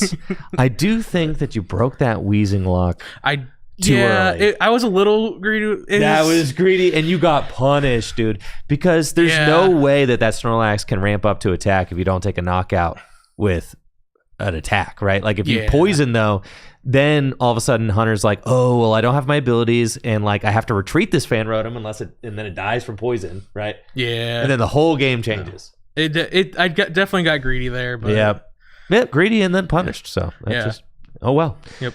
So we've got a colorless mirror, and apparently Natalie says that Craig is a fake 2-0 right now because Craig actually lost round 1 to a fighting deck. Yes, he did. Kai showed up, just really just put the beat down on him, and then he gave it to Craig and left. What a beast! Showed up for 1 round, and then just left, and then played, beat Craig and left. Ooh. Crazy. We got a letter in this color. Professor's letter in this colorless deck. That's interesting. That is cool. Not too common. Let's see. All right, I'm gonna get the display mirrored so Alex can see it. So give me 1 second. Money. Cool. There we go. Now we each got a monitor. Wonderful. And now I'm gonna get the overlay set up. By the time they finish, you'll get there. So true. I will. And that's all that matters. Yes. And our last match went all the way to time. Yeah. And Fran was able to barely squeak away with the stream dub, which was nice. I didn't quite get to see the end of that. So. Yes, it was close. I thought it might go for a tie there. It did look pretty close when I last saw. Yeah, that was an interesting fun fact. That was Dylan showed up, Ben handed him his grass deck, and we started. Oh, wow. Okay. So I was curious as to how much action Dylan had with that grass deck. Yeah, it was not too much. Okay. Here we are, round 3. We've got Craig Davenport on the left versus Jack Martin on the right. Both players at 6 prizes remaining, playing their colorless deck. And Craig has got a really explosive start here with the Guzma and Hala. And he's going to be able to get Artisan as well as a special energy and a tool card out of the deck. Working the overlay for this matchup going to be pretty easy because they're both colorless. So that's always nice. Fan Rotom is probably going to hit the board, I imagine, if it's not prized. I believe I saw it in his deck. Yup. When he was looking for those cards. So then that'll be an easy grab for him. Yep, with the Artisan, grab to capture 2, and then that Turbo Energize. Yep. He's got it all laid out. And with the Chinchino grab off the fan call too, a little boost in consistency. We'll be able to use the make do ability next turn once Craig can start evolving Something interesting that I heard Ben say about his colorless win over the weekend was that he didn't feel like he actually needed TM Turbo Energize. And I think that that's actually what we're going to see Craig do here turn one, is utilize that TM Turbo Energize. You got any thoughts on that, Alex? It's a strong card for sure. Because I did test the deck a lot. I almost played that. As strong as it is, I don't completely disagree with Ben's thoughts on it, of it just being a muscle band. As much as it can lead to explosive starts like Craig is about to see, there's a lot of games where you're just happy getting the attach on Snorlax and retreating into that Rotom.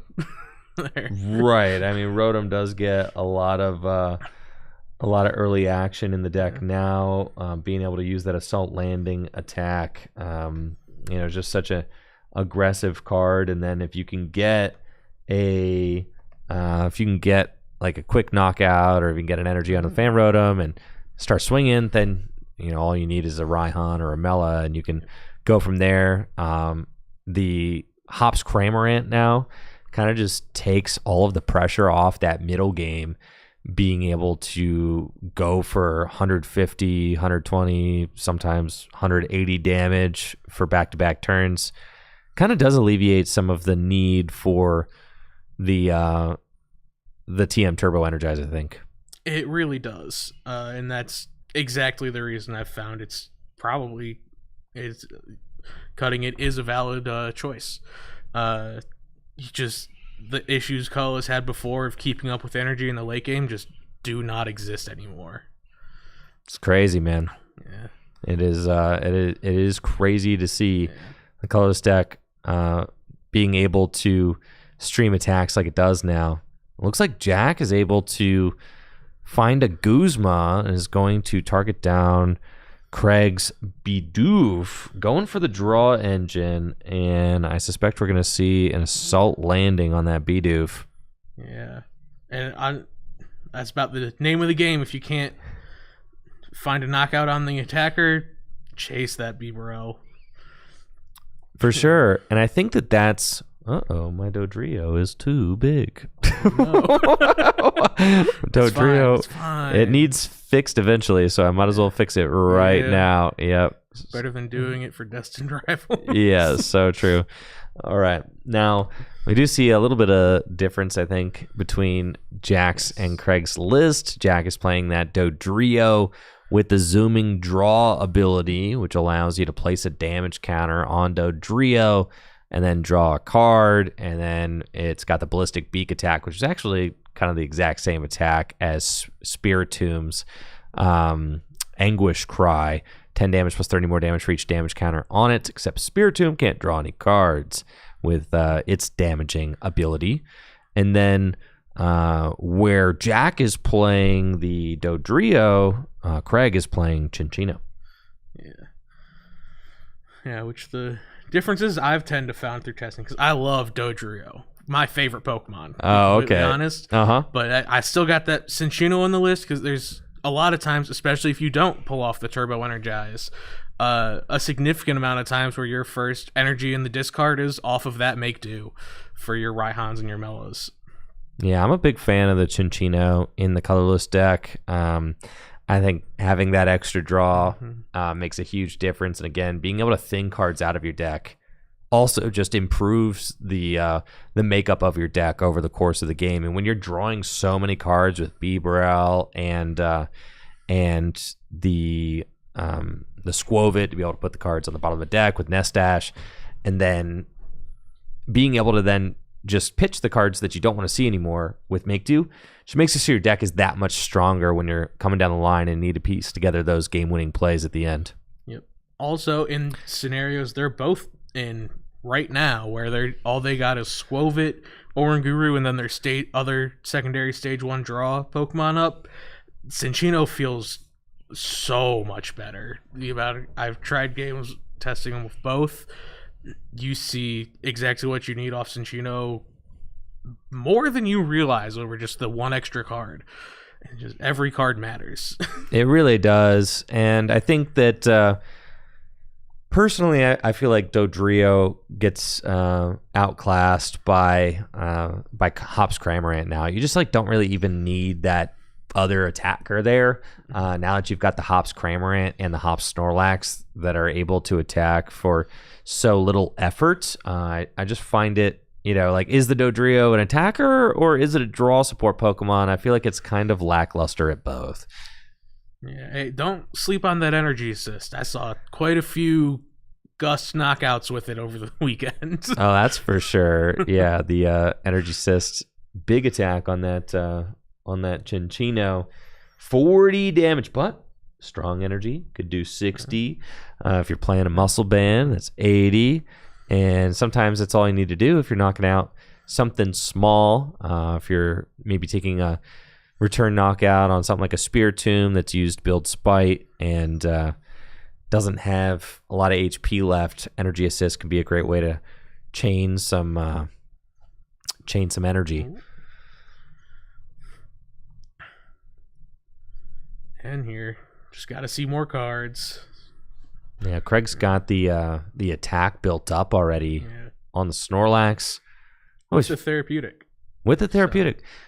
So, if Jack can't respond to this, he might be in some trouble.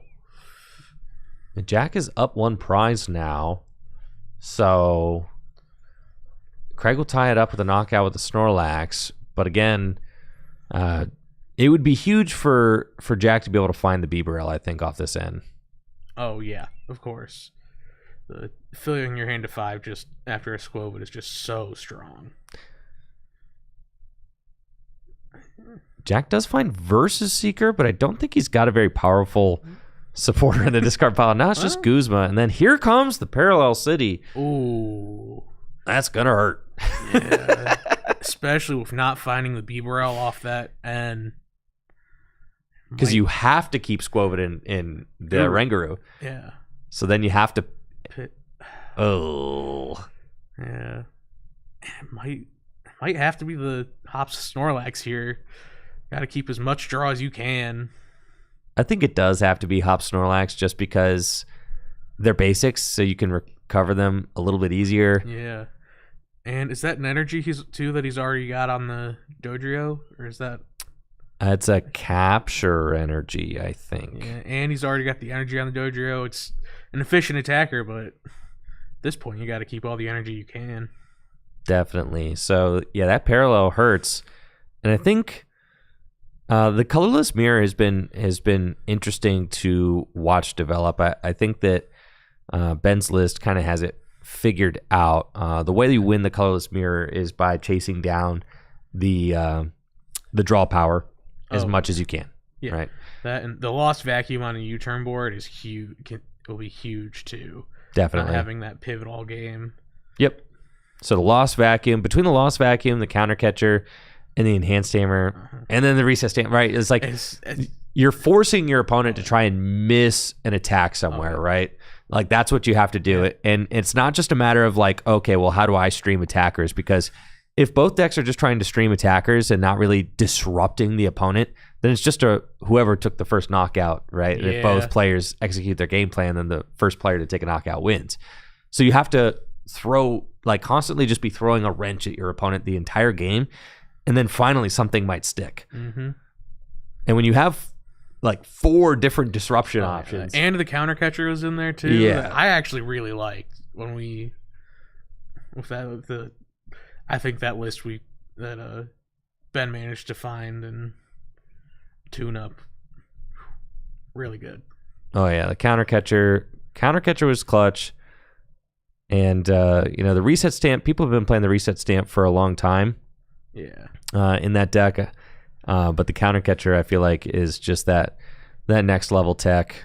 Really kind of takes things over the edge. That way, if you're winning, who cares? But if you're losing, that's how you make a comeback. Yeah, it's like if you're winning, you got enough draw, you're fine. Who cares? But if you're losing, oh god, the gust on top of. I saw someone at one of the top tables on Sunday pull off the turn where they hit everything. They had the counter catcher, the enhanced hammer, the reset stamp, the hex, and the KO. Oh, that's just absolutely ridiculous. It was so ridiculous. All right, so let's look. Jack, he's got this Squovit in the active, right? And it can just take a knockout with the Dodrio, but it doesn't feel good. It does not. I mean, if that's what he had to do to keep up with the prize trade, I guess, but it does not feel good whatsoever. No, like technically in the lead, but I mean, look at this board. Oh yeah, this board state is not even at all. Though the crazy thing is, though, that even though Jack's board is not on par with Craig's whatsoever, because of Hop's Cramorant, Jack could potentially take the next 2 knockouts with no board state. That is true. It's certainly possible. Craig also doesn't even need to attack with Snorlax here. Just ridiculous. Oh boy, Hop's Cramorant is so strong. But I think the real enabler is the tool. I think the tool just puts it over the top. The plus 30 damage and losing a energy cost in the attack at the same time. So even if the colorless player is behind on board state and with energy attaches, get that tool, get another attacker down and attached energy, and all of a sudden it's like you never missed anything. The tool I can't tell what's better, the tool or the Hop Snorlax. The fact that, oh my gosh, the fact that it could just go for 150 instead of 120. Because 120 is fine, but it's not like the it number to hit. 130 to 150 are that's like better numbers to hit in Gym Leader Challenge format. The fact that the Snorlax extra helpings just puts it straight to 150 is obscene. I don't even mind paying the 1 energy to do 150 back-to-back turns. That's fine. Not at all. It's all absurd, but I do think the most absurd is still that choice band. The just letting it be like, oh no, I've been behind on energy all game, to all of a sudden you're ahead on energy for the whole game, for the rest of the game. It's true. It's just insane. Some people are even playing Llama's fishing rod to do it again. I like that.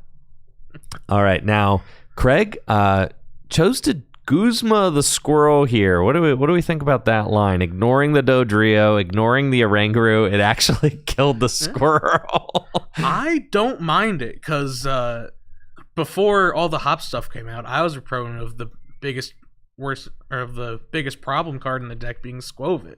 Because once you take out that Squovit, drawing cards gets a lot harder when you can't just set your hand size to 1. And the Dodrio is guaranteed not going to be able to knock out this Snorlax this turn. So I actually really like targeting down that Squovit. Yeah, the Squovit is such a difference maker in Gym Leader Challenge format, where you can only play 1 of each non-basic energy card. In a format like Standard or Expanded, you can play 4 Ultra Ball, maybe 4 Quick Ball, and you always have options to discard your hand down so that you can continue drawing with Bibarel. But in Gym Leader Challenge, the options to burn cards out of your hand are much fewer. You've only got 1 Ultra Ball. You've only got 1 Quick Ball. That's kind of it. So the hand jams up really fast. Yeah, other than that, it's just got to be a playable card. Mm-hmm. And speaking of, Jack seems to have Quick Ball and Ultra Ball in his hand, so he will likely be drawing 3 off of this Oranguru. He will, and then get another damage counter placed with the Zooming Draw on the Dodrio. So Dodrio will be up to 100 damage. Yeah. Still not enough to deal with the Snorlax, though, but I do see Hop's Cramorant's made its way onto the bench. Yes, and that tool is in his deck. I've seen it as he's been looking through for this Ultra Ball. So there's a non-zero shot that he's got the Mallow. What was that? I saw the Choice Belt was in there. I didn't see the second card. It was a Rescue Stretcher. Oh, for the Snorlax. There you go. Yeah, and just like that, like I said, Jack didn't even need to have a board state, and he's going to be able to answer this 150 hit point Snorlax for free. All of a sudden, he has one. And just like that, folks, Hop's Cramorant, kind of a ridiculously powerful card. gonna enable Jack to tango with the Snorlax for free. But first, playing that Mallow supporter to stack his deck. It's kind of just like Cypher Maniac's Code Breaking, but without the future tag. Stack the deck, and then can use Zooming Draw to draw a card. It's the Rescue Stretcher. We'll recover the... Nope. Squovit instead. Right, because he's got the band, so it'll do 150. Yes.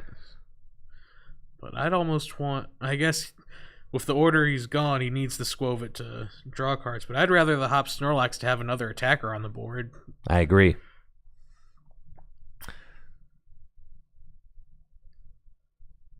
That's a Lysander in his hand for next turn, though, so... See, because now he has the energy, and this is what I don't like, right? He's got an energy that he drew into. He gets the bonus energy attachment, but doesn't have the Hop Snorlax. If the Squovit was a Hop Snorlax, then you're like, oh, cool, this goes here. Yeah, now he's going to, in order to actually get some use out of that energy, he's going to have to... Well, I guess it'll be able to return KO the Hop Snorlax if that ever comes up, but... Or if Craig goes in with his own Oranguru. But other than that, he's going to have to gust something up off the bench to take a knockout with that with that extra energy he just got. Well, Craig's board is looking for... I mean, really, we're going with the Bieberell-less colorless mirror here, so... It's kind of interesting to see how this one's playing out, as neither player has their most explosive draw option available. But it looks like they're kind of getting by with their backup draw. Yeah, but... And this will be the scenario of we'll have to see... As much as I feel like Jack might run out of gas on the draw sooner or later... He does have the extra attacker on board with the Dodrio, so he does, in theory, have attackers on board to finish the game off. Yeah, I guess so, right? Because the Dodrio at the very end of the game is actually good. Like, in 3 more turns, that Dodrio is doing enough. I mean, just next turn it will be able to 130, knock out anything not named Snorlax. It's true. And if he finds the powerful energy for the plus 20 damage, it can even hit a Snorlax next turn. That's true. It doesn't need to have full damage on it in order to be effective. But Craig has found the Mela, so it's got at least the extra energy attached to be able to respond here. But and I almost forgot the prize turns were on. So that will be the return KO. Oh yeah, that's right. It's gonna be some fickle spitting on fickle spitting, cram on cram action. Oh, with the cape on the bird, on the bird. It's a big bird. Oh yeah, whole 160, which notably, Dodrio cannot reach next turn. No, and neither will Cram. True. That and I don't hate that enhanced hammer. I mean, it's if you've got it in hand, and it does still force him to find another energy, but you'd love to hit those doubles. You really do. But right now, I'm not even convinced that Jack is going to get another double attacker going. You make a very strong point there. Yeah, that is extremely true. I'm not. Yeah, I'm not convinced that we're going to see another Snorlax from Jack. I think it's going to be like. I mean, I guess in order to answer this Cramorant, you might have to get one going. Yeah. Unless you can find the field blower. Cynthia and Caitlin off the top. Scott Lysander. He's got Cyclizar in hand, too. Yeah, stinky Cyclizar. That card's good. I don't know what you're talking about. Horrible Cyclizar. That card's good. I mean, it's definitely better than Lugia. Lugia's so bad. Cyclizar, 140 for 3. The thing about it is it's the only attacker you can sit in the active turn 2 and just threaten without having to find a switch or a therapeutic energy. All you got to find is your supporter. 120 hit points. So weak. It's fine. I know. I like Snorlaxes. He's the weakest link in the deck, definitely. But it's like he's still good. He's the guy who barely makes the cut. Yes, I will admit he is the last card in the deck. But no, I still like him. He's 140 for 3. Does enough. Is another reason though why I do like the idea of Muscle Band over a Turbo Energize. Like we saw in the finals on Sunday, Ben missed a knockout because he didn't have a damage boost on the Cyclozar. Yes, I agree. Actually, I think a Muscle Band actually makes a lot of sense in the colorless deck right now, and the reason for that is, like you mentioned earlier, just being able to stream attackers is a lot easier, but also it's just really good on Cramorant too. It's really good on Cramorant. Another thing that is, I don't want to say funny, but an option. Turn 1, if you start Rotom and a Guzmahala, you do hit for 110 damage. Yep. With powerful and muscle bands. So Alex, people really don't like this fan Rotom card, dude. I do. You're gonna stoke the flames. They don't want to hear about it anymore. Nah, I think it's fine. It is. Yes, it is quite a good strong card. It's a very strong card. The problem is Colorless has so many of those. It does. It does. And that is why we see so much of it. Yeah, Colorless is definitely eating good right now, with the Hops package releasing in Journey Together. And it looks like Jack played that unfair stamp. The thing is, or reset stamp. Played the reset stamp, but the thing is, if you can't pair a reset stamp with some sort of, I guess, is he knocking out the Chinchino? That's what it looks like. Okay. I can't say I'm mad at it. Yeah. I was going to say you have to pair the reset stamp with like some disruption on the draw, or else what's the point? Yeah. Something too that I at least didn't think about going into this turn is, with being able to push Cramorant to the bench and not knocking it out, it can't attack for the rest of the game. Useless. So that's just a useless Cape of Toughness right there. Yes, it is. Useless Cramorant, too. Yep. Just doing nothing. Just wasting space on the bench. Mm-hmm.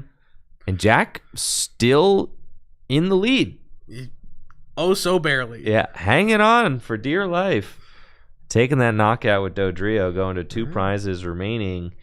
And this one is coming down to the wire. Fighting Fury Belt with the Hops Choice Band down. That Hop Snorlax is not going to be able to reach for that KO. Right, because it needs the band and its own ability to hit 200. Yep. So won't be able to reach that 190 threshold. Yeah. Or the powerful that is currently on Dodrio. Yep. So yeah, so this could be troubling, but maybe Jack is playing multiple tool removal cards. Ooh, that Iono. I mean, he's got what little draw can be set up. He's got the 2. He's got the 2, which is part of what makes Colorless so strong, is the fact that half of its draw engine is on 2 basic Pokemon. Easy to recover, easy to find. I like this little punch knockout here from the Fan Rotom. Assault Landing. Nice little mid-game tempo. Don't want to waste your big guy. Going to go to 2 prizes with a little Fan Rotom in the active. Save Snorlax for later. I like it. And the gift energy on there. So he's got, 3 cards in hand? So he'll be able to draw 4 cards if this Rotom is, in fact, what Jack knocks out. But right now, assuming he finds the knockout. I mean, we're getting dire, right? It's just all the resources. Yes. Cram carried Jack's lifeless board to 2 prizes remaining, but with such an anemic setup, will he be able to close it out? Well, especially if he has to, I guess Oranguru would take a knockout here. So I'd imagine, as much as it hurts for that to be a thing that would likely go down next turn, I'd imagine that might be what he's looking at, because if he takes the knockout here with Hop Snorlax, he does not look like he has a response for the turn after to close out this game. So he's got the Raihan's gonna put that extra energy onto the Hop Snorlax, and then searches the twin out of the deck with the effect of Raihan. Tie ball game, 2-2 prizes. The twin energy can either go onto the Hop Snorlax or onto the Oranguru. You think Jack sees the Oranguru knockout? I mean, he's got the energy on Oranguru, so this is your opportunity to Psychic if there ever was one. However, you are also sacking your only card in play that draws cards. Squovit draws a card. So I guess you did, by throwing the S on there, you are technically correct. It's the only thing that draws cards. Yes, plural. More than one. I can't see the second card in Jack's hand. I see the Hexmaniac. Oh, it's still Cyclizar. Yeah. Okay. And we're stashing, baby. I mean, stashing for a dream. Squovit has answered prayers before. That's for sure. So we've seen it on the biggest stage, yes. Oh, yeah. Squovit for VIP Pass. Squovit for Evolution Incense.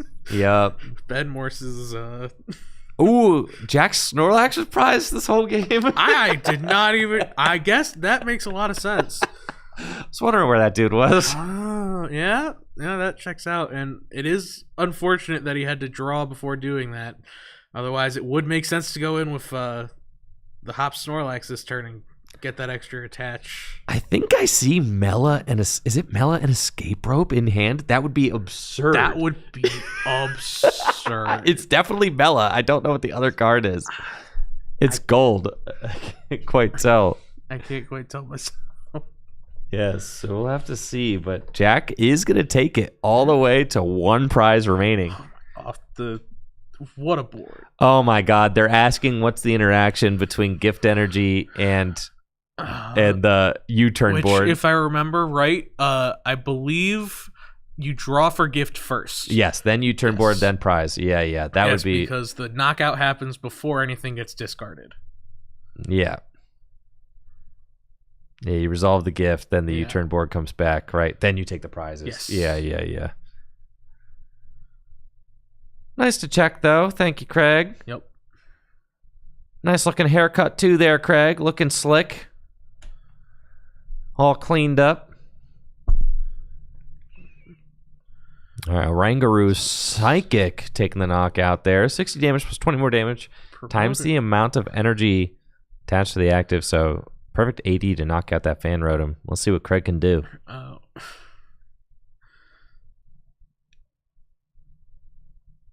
Got the Hop's Choice Belt on that Snorlax there, but certainly interesting. Having the Cyclizar on bench is nice, so that he still has a Wonder Treat guy to throw that U-turn board on. It's true. That's what I feel like. I feel like that is the best thing about Cyclizar. It is a U-turn board merchant, okay? He's just a holder of the U-turn board so that you can pivot. He's got a lot of buddies to drive with. So U-turn board going to the Cyclizar, and then Craig wants to attach that twin to the Snorlax, and then I just wonder if he has a way to wake it up next turn. It is Rope and Mela, dude. It's Rope. That's Gold Rope. It's Gold Rope, bro. So it's gonna come down to the Mela. It's gonna come down to the Mela draws. All right, what if? Is there another energy in hand too? No, not the double energy. He needs to draw it off the Mela. All right. He doesn't. He just needs to draw an energy because there's already one on it. Oh, and the Hop Snorlax. You're right. Yeah. Oh my God, dude. Jack's gonna do it. Oh my goodness. God, these Hops cards are good. They're really good, man. All right, what if Craig's got He's got an N or Iono, and this Verse Seeker is in the deck. Yeah. I mean, surely, if you're at this point in the game... Well, also, he just drew so many cards. If he's got that Guzma or another way to wake up Snorlax, he might not be thinking about getting rid of this hand. It's true. He has Escape Rope in his hand himself. Right. So he's considering right now about whether he wants to send this hand to the bottom of the deck or not. Right, and he's got Jet. He's gonna rope. He's just gonna play the rope, which makes a lot of sense. He's got I guess, I mean, you just promote your own Snorlax here, right? Yeah. Like, save the energy. You've already got rope to... Yeah, so Jack makes the correct call. Yeah. You got to send up your own Snorlax. The question is going to be if Craig digs. I can't believe Jack's got the rope Mela in hand. This is so crazy. Oh. And what's even crazier is even if he does hit this hand disruption, by no means is Jack out of it because he still has Skwovet and Oranguru. All right. Yeah, Craig just has to just draw the one. I think that seals it. Like, I mean, because it's all he can. He doesn't have Skwovet in play. So, yeah, actually, he doesn't have any dig. Oh. So, I mean, it doesn't quite seal it, but it is... rough. Yeah, and the Snorlax does 170. It boosts itself. So and the Hops Cramoran is at 160. 60, yep. Crazy. And here we go. Thumping Snore, 180 damage. Craig goes to just one prize remaining. 1-1. It's not impossible for Jack to whiff, but I would be surprised. I mean, the fact that you get to... And he's got... It's impossible. He's got Mela to 6. He's got Skwovet and Oranguru. Ain't no way. It's certainly tough. I'm going to be pretty upset if I'm Craig, and Snorlax woke up. And Snorlax wakes up. So it comes fully down to whether Jack hits the energy off of this Mela, Skwovet, Oranguru. Oh, and the gear. The gear to thin out the deck even more of supporters.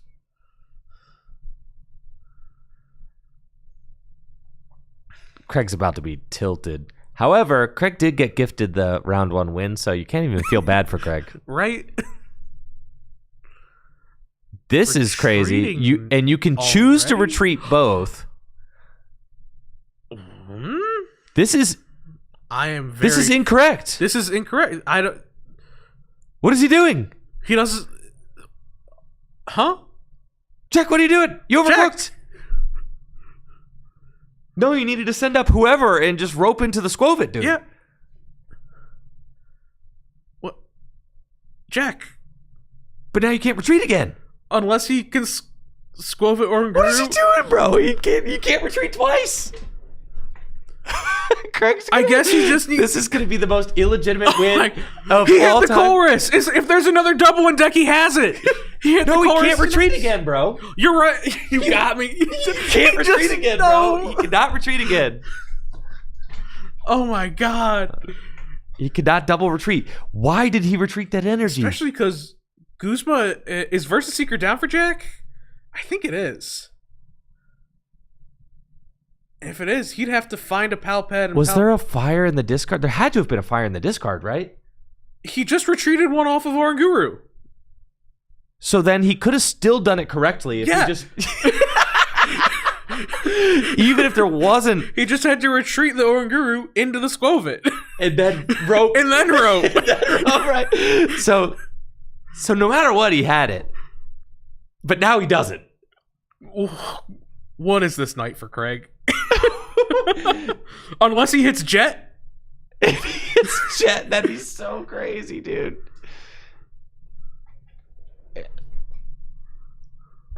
We should know the... Is he scoop? Oh, no. The Enhanced Hammer. Which? Enhanced Hammer. I guess could possibly give him a turn. Craig's got his own Jet in hand, but that's not enough. And now we're stashing. Oh, my God, If he hits this... Okay, do you think he finds the... If Jack finds the Jet, this is so ridiculous. What? All right, is he just going to instruct or is he going to Palpad? Oh, that's a... good question. Especially because he knows Jet is not at the bottom of his deck. It's true. See, those are like the math equations that like you can't really here. figure it out on the fly. It depends on how many cards there are. Yeah, I don't know. I guess one seems fine, right? One seems fine for the extra draw. But then you're also so you're not just putting one many. card back in. You're also mixing all the bottom cards back in and around, right? Which was, I believe, all 6 because I don't think he played a single card. Oh, he did play the enhanced hammer, so. Yeah, but then you've got a draw of 3 as opposed to a draw of 2. So, like, I don't even know how you go about starting to figure out that equation. Lots and lots of math. Oh, it does look like they're on turns, but I don't think they'll need them all. No, dude. I have a feeling we will come to a conclusion. All right. Jack, you know we love you, okay? Yeah. You're probably going to watch this back. Yeah, bro. And if you hit the jet... you're a huge sack, bro. But also... Okay, I don't think there was a fire in the discard. So there wasn't. So he had it correct. He had to retreat the Oranguru, but he had to retreat into the Squovit. Oh, you gotta be kidding me! You gotta be joking! This is ridiculous! This is absolutely ridiculous! This is ridiculous! He's too good! I can't believe it, bro. What a sack, bro. The 3rd card off the instruct. He was right. Absolutely insane, bro. You gotta be kidding me, dude. That is so crazy. He's got to be destined for it, right? Right. This is Jack's night. Yeah, Jack's plot armor. Jack's plot armor is crazy. Oh my goodness. And then Craig just like, well, you know, Craig had a fake win too, so. Yeah. I mean, yeah. If he did mess that up and gave Craig away, just more fuel on the fire of fake Craig tonight. That's crazy. Yeah, there they are explaining everything to Ben. I'm wondering how much Jack knew about like the ordering of things. Because if you just retreat into the Squovit, then rope, then you don't have to go through all that stress. You just have to find any energy. But did he have an energy that he sent to the bottom of the deck in that first hand, or was the jet the only energy he saw off of all of it? I think the jet was the only energy he saw off of all of it, but it still was correct to not need the jet. Of course. But it is much more hype that he hit it. It is. All right, yo, Jack, you're kind of a legend for that. That was crazy. That was crazy. All right, and that round went to time, so we should be getting the next round up going into round 4 of 5. We've got 21 players, but Kyle left, so 20 players still competing for that top spot tonight here at Full Grip Games, competing for the coveted badge. And we've got Chase, who is one of, and Vincent, I believe, who is playing Water. He was my second loss before I dropped and joined you. I see. Wheezing was a lie. Oh, I see. I He started that Whalmer and attached a wash energy to it. And I went, oh no. I had to 4-hit through a luxurious caped whale. Oh my goodness. Finished it with the Guzzlord though, and almost pulled it off. Did you? Yeah, he had to chorus for 5 into superior energy to win. But yeah, no, I believe this list looked pretty similar to the one that got top 8 on Sunday. Other than I don't think that list was playing the wash, but other than that, it looked pretty close. It does also have the Basculegion with Grudge Dive. Very cool. A revenge attack that lets you do 120 for 1 and also confuse the active if you do not take the knockout. Chase, I believe, is playing a Psychic deck. So classic matchup. Oh yeah. Both players are 3-0 tonight. And I'm excited to see Chase get into GLC. It's been cool to watch him get more and more into it. Just yesterday at Standard, it was funny. We caught Chase over here on camera, like looking kind of longingly at the badge board. I did see that picture. Yeah. No, we've been getting some of those more standard oriented people into GLC, like Dylan and Chase, and even we got David Cook hooked. Yeah, Dave Cook. He's got the bug, dude. He's got the bug. He's been here every week since Pokemon Day. Yeah, you like GLC, don't you, standard players? I know. Who'd have thought? You just gotta try it. Oh yeah. Especially with such an easy gateway with colorless right now, because playing it honestly does kind of feel like a little bit like a standard deck. However, they've all been pretty receptive when we handed them other types, and that don't feel quite as much like a standard deck, but they've been still having fun. Like Chase here with Psychic. Oh yeah, and I think that's kind of one of the coolest things is that the decks do have the potential to feel so much different than a standard deck. The way that the games play out feel a lot different. They feel closer to like retro format, I would say, is kind of what the vibe is. But Chase's hand here is terrible. Oh boy, those are some psychic energies and some evolution Pokemon. Yeah, that's at least a Curly. I didn't see the other one. Curly, I mean, with an Necrozma start too.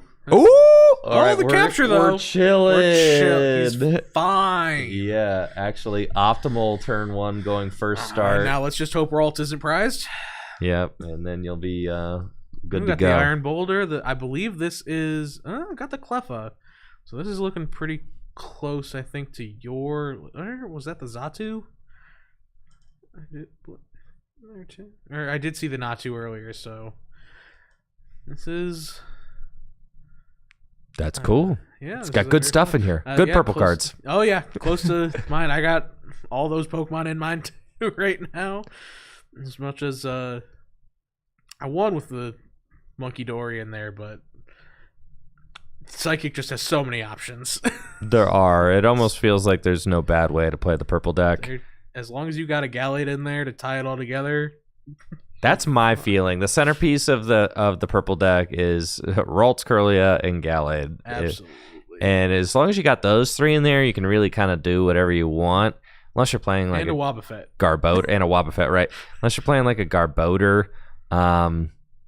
Yeah, unless you want to turn purple into fighting. Yeah, I get right. No draw power, no abilities. I mean, I get it turns everything into fighting, but yeah, decks that aren't purple tend to be built towards that because they are just already much closer to fighting than you realize. You know, when you put it like that, Alex, it makes me never want to put Garbodor in my deck again. Really? Yeah. Why would I turn my deck into the fighting deck? No, hey, fighting is fun. No sane person would ever want to do that. All right, so good start here for Chase. Top deck of the capture energy was key. Allows him to go get the Ralt. He's got Curlia in hand for next turn. Vincent 3-0 with the water deck. Has got an Ultra Ball. Got an Ultra Ball away. Bucket and Teammates. Frigibacks in the active. And we'll see where he's able to go. We did hear from Alex. He's playing the Basculin, so maybe a turn 1 Gather the Crew would be good. I do see that there's an Octillery in his hand, but I don't see any energy. So like maybe it would have been good to play the bucket, get 2 energy out of the deck first. Yeah, this is Ultra Balling away just the bucket, especially turn 1, is very confusing. Yeah, that feels bad. I can't think of a scenario where we're not at 2 prizes where that, I guess. Oh, because he had bucket and letter in the hand. I still feel like you just play them both. Yeah. Or maybe one and hold on to the other. But right. He is 3-0, so can't argue too much there. True. Yeah, it might have been nice to play one, hold the other. Yeah, discard a water energy. Because that way if you get Marnied, so that's always like the problem. If you just burn both and you get like Marnie, then you have no. Yeah. I've even thought about putting Vessel in my water deck. It's tempting, and with Vessel, I have also been very tempted because I'm not a huge fan of the Wishy Washy. That I know you. are not the biggest fan, but you very much feel it should be in the deck. He is big. He's just big. He is big. He's really big. I have considered looking at the white Kyurem that for 2 water and a colorless, if it has a fire on it, does 160 damage. Goodness, I don't know if I can get behind that, but I very much understand that thinking. I've just been thinking about it. Water and me don't quite go too well together, as last year we figured out. But I still try. Yes, still try. Yeah, I feel like with the new Whale Lord, there's always potential there. The guys are too big to fail, right? Yeah. And he didn't even. When I played Vincent earlier, it was I had Wheezing active, and he just attached 4 times to Wailord and took 3 prizes. After that, all right. The D Valley. You actually shouldn't play the D Valley. Hold up. Not how it works, Natalie. Oh no, they said that the walkie is dead, so I'm calling Natalie. It's fine. Yeah, that he should not have been able to stop the stream game. Okay, the Dimension Valley does not make it so that you can use Necrozma's second attack there. That Basculin needs to come back to the active spot. He could use the barrier attack. Yep, cool. All right, no problem. No sweat. 30 damage. You can announce barrier. Yeah, all right. Yeah, put the prize back, shuffle it. All right, shuffle the prize. Shuffle. All right, cool, thanks. Yeah. Okay. And play ball. The Effective D Valley has gotten me more times than I'd like to say, but it is unfortunately not Sparkling Crystal, as I do believe Chase enjoys playing Dragapult in Standard, so I can see where he might get confused with the similar effects. Oh yeah, I mean it's just a real easy mistake to make, and honestly, the more that Chase plays it, the more he'll get used to that. The D Valley is one of the strongest stadiums in Gym Leader Challenge format. I think it's number 2, unless you can come up with something stronger than number 2. What's your number 1? Parallel. Parallel. Yeah, that's fair. Parallel. Yeah, I'd say, and then I think D Valley. Then D Valley, and then I don't know if you're gonna agree with me. I honestly think the 3rd strongest stadium is Magma Basin. Fire just sucks.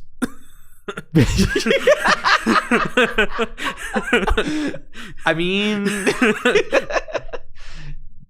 any other type. Oh my God, you're right. Any other type. Or if it wasn't locked to fire, if Colorless had, I'd play it in like 80% of decks and splash some fires. Especially now that we got with Mela and Raihan, I'd play it in Dark. Yeah, I do think Magma Basin. Wow, that's actually a good call. I think Magma Basin might be the 3rd strongest stadium, but it's just fire's just that bad. It's just relegated to the fire pool. Yeah, I was thinking maybe Chaotic Swell's number 3, but that's definitely top Swell and Artisan are up there, right? Yeah, Swell. Just the Artisan I'd put lower just because. It is helps generic. It's generic, and we do have some typed copies of it with Brooklet Hill and Stormy Mountains. Right, because like technically Brooklet and Stormy are kind of like better because they don't help your opponent as much, right? Yep. So yeah, so I would put Swell up there. Oh yeah, Swell.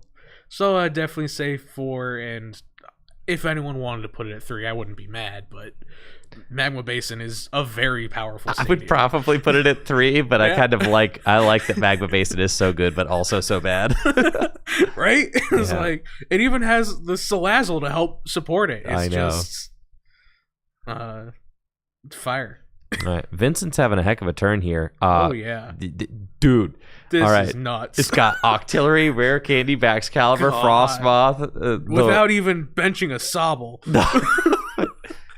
Dreams do come true, Alex. But he did end up leaving Basculin active, though, because he could not find the energies. No, right? And then had played those cards earlier. So I do think that Hex and a barrier attack for knockout. It's still got the float. I know. It still got the floatstone off the prizes. That was funny. All right. Yeah, even though we shuffled the prizes, he still got the floatstone back. So that was pretty funny.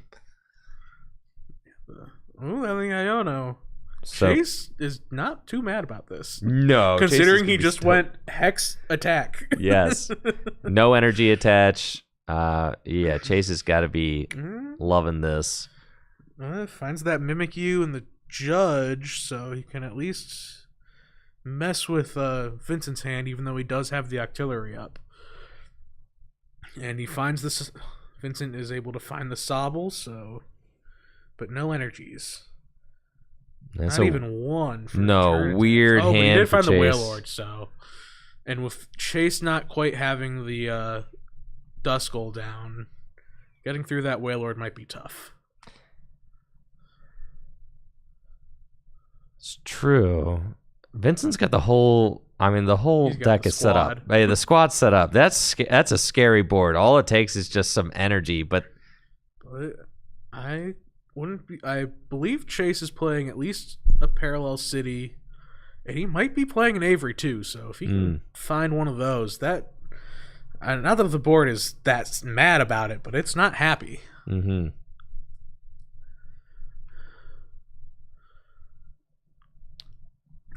Chase weighing over the hand. He's used Refinement already on the Curly. I believe weighing up whether he wants to Judge, or I think he also has Guzma in hand. Marnie is an option. Oh, yes. Which I could see the Judge over the Marnie, as Vincent has still yet to find any energies. And you do know that he doesn't have Letter or Bucket left. So his only way to find him is to draw him or play a teammates. Yeah, no Intellion either. Dude, are we tripping by playing Intellion? Should we just cut that thing? I've been complaining about how many Pokemon are in water lately, so maybe. That's how we free up the bench space. Cut Intellion, dude. I've been going 16 Pokemon. It feels like a lot in GLC recently, but... I'm thinking there's got to be a way to power up the Wailord. Melodic, dude. We just got to go back to Melodic. Back to Melodic. It clears itself. It does clear itself. That Magikarp is tiny with some Monkey Dories running around. Magikarp or Phoebus? Or the Phoebus. Yes. Yeah, the Phoebus. Uh-huh. Yeah, dude. We'll go back to Melodic. Okay. You blow up the Melodic, and then all you got to do is keep the whale alive with like Mallow and Lana and stuff. The throw it in there over Frostmoth, still play back Excalibur. There you go. I could see rare candy. Rare candy. I've been itching to throw a Battle Compressor in a water deck lately. Between Superior Energy Retrieval, Nessa, I've been trying to play both the Stretchers instead of a Super Rod. All right, that's my next water mission. Is Stage 1 water. The only Stage 2 is Intellion. It's the only one who gets a pass. Nah, get rid of it. I mean, if you don't play Rare Candy, you gotta go through the Stage 1. That's true. Stage 1 water. All right. That's my new mission. But there's no Quagsire, all right? Sorry. The only issue with that deck is Frostmoth. Some of that me and Hunter actually have been talking about, and he's been testing and quite liking, is in these decks like Water and Grass that have been feeling a little bit slower lately, that tend to play a lot of basic energies. You can find room for a Max Elixir in there. Oh, heck yeah. Like, you play enough basic energies, it can help get you that attack or a turn early while you're still setting up. All right, speak of the devil. Here we go. Drizzile, Shady Dealings. Search your deck for a trainer card, and the whale is starting to move here. Chase did take a prize, so he's at 5 prizes remaining. But if Vincent can get this Wailord going, it is going to be a scary sight to behold. And I have to imagine that there's something that Vincent can get at. Oh yeah, Superior. But are there any water energy in the discard pile? I don't think so, because he chose to discard the bucket instead of the energy. But then he played the letter. That Ultra Ball.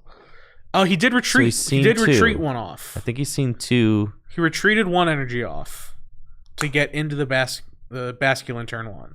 Mm-hmm. So maybe there are 2 energy. Maybe there's at least 1. Superior for 1 feels really bad, but there's at least 1 or 2. Not the full effect we're getting off Superior here, but if it means an attack with Wailord, then I think that's fine. Yeah. There's got to be 2, right? Maybe. Here we go. There's the 1. Actually, it's 1. Okay. Oh, boy. That's kind of rough. It is, because now we're still saying we need to. Sorry, wrong whale. Need to draw into an energy off of the draw. Not a guarantee. Oh, but we got Marnie too. Yeah, he'll find energy here. I'd hope after getting Marnied before. First card. And the rough seas to boot. Oh, that's Chase is gonna be in a world of hurt right here. Oh yeah, yeah. Because unless Chase can bump it this turn, whenever he puts damage on that Wailord, two-shotting it's gonna be tough. He's got the Abyssal Hand. And in water, honestly, I know we were talking last round about how easy it is for the hand to jam up when you don't have Squovit. Case in point, water. Oh, yes. Yeah. You're like, I'll draw to 5. Okay, and I will no longer use Octillery. Yes, that is. I know some people have tried playing the Swampert with the discard draw 3 because they get so tired of clogging their hand to Octillery. Power draw. That's why you gotta play Starmie, dude.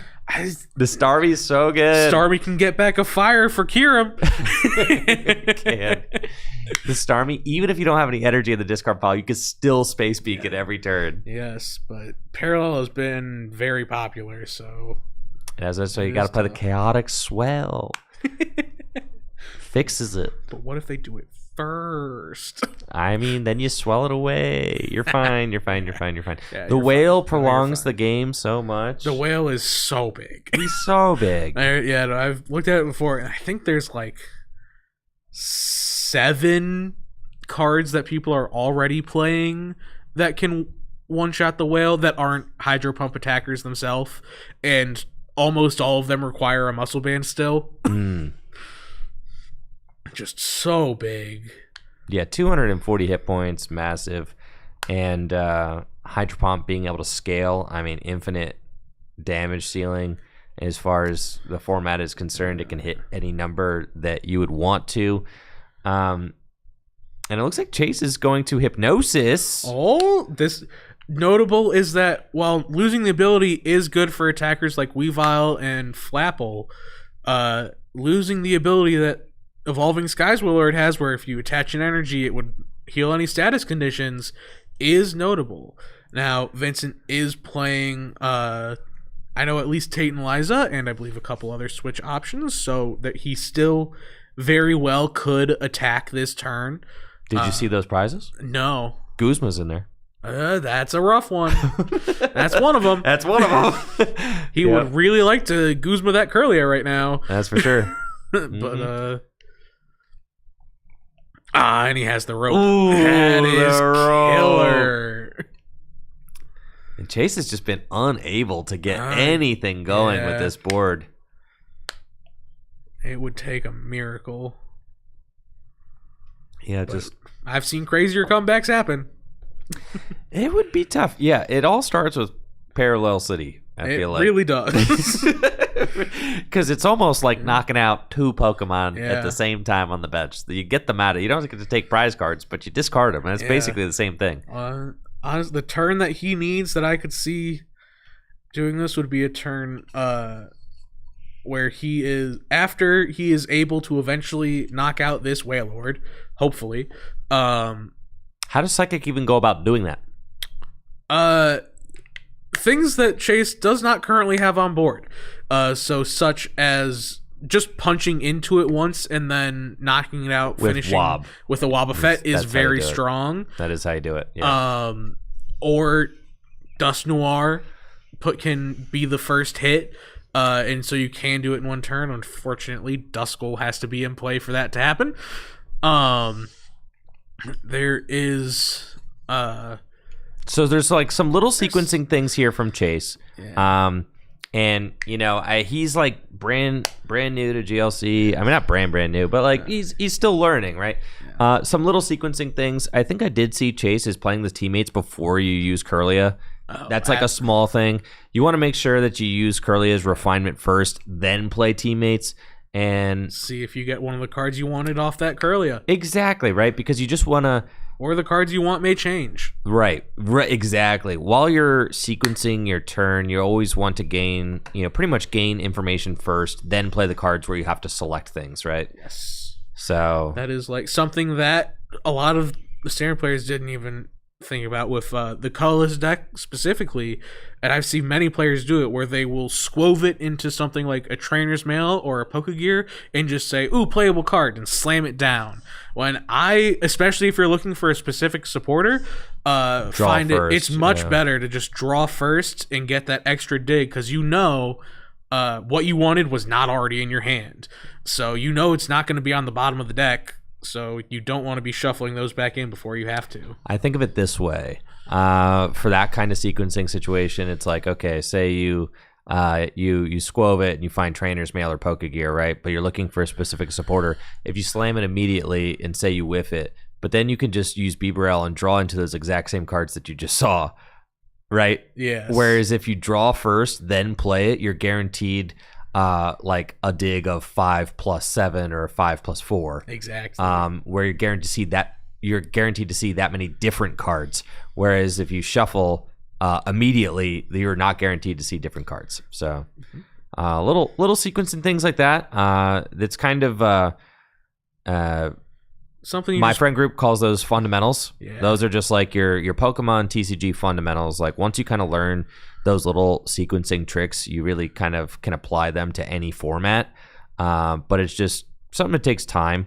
And that's why I always say like Gym Leader Challenge just makes you a better Pokemon player, because you get to kind of encounter more of those little mini games, more of those little sequencing questions than you may have encountered by just playing Standard. So, and you also get punished much more often for not following them. I got very punished for not prize checking on Sunday on stream. Oh no! And not seeing that Zebstrika was prized. Oh yeah, I noticed you got the Blitzel out, and I was like, And then I ultra balled for Zebstrika, and Zebstrika did not come to work. Oh goodness! Oh, this God. luxurious kit. It's a big whale. It's a big whale, but I'm not sure. That doesn't save it from a Wobbuffet attack. No, it doesn't. It does with Rough Seas though. Actually. So is it at 140? It was at 170, so it's at 140. So Wobbuffet would still knock it out. No. This whale is big. Oh my God, Alex, it's so big, dude. This whale is big. It's so big. He would need a muscle band to, I believe. Would that even be enough? No, dude. A Wobbuffet's only doing like 150 right now. Yeah, Wobbuffet's doing 150. So 150 plus 140, that's not it. Yeah, he needed that stadium bump last turn. This thing's at 340. 340. He's going to have to swing back with something massive, like a Mewtwo or like Boulder again. It might have to be Boulder again. And then the way that I could see him really coming into possibly coming back in this game would be pulling off a parallel turn and copying Kyogre to knock out an Energy Accelerator. That is rough in that Vincent would have to choose to attack with Kyogre and still leave you able to attack with Mimikyu the next turn.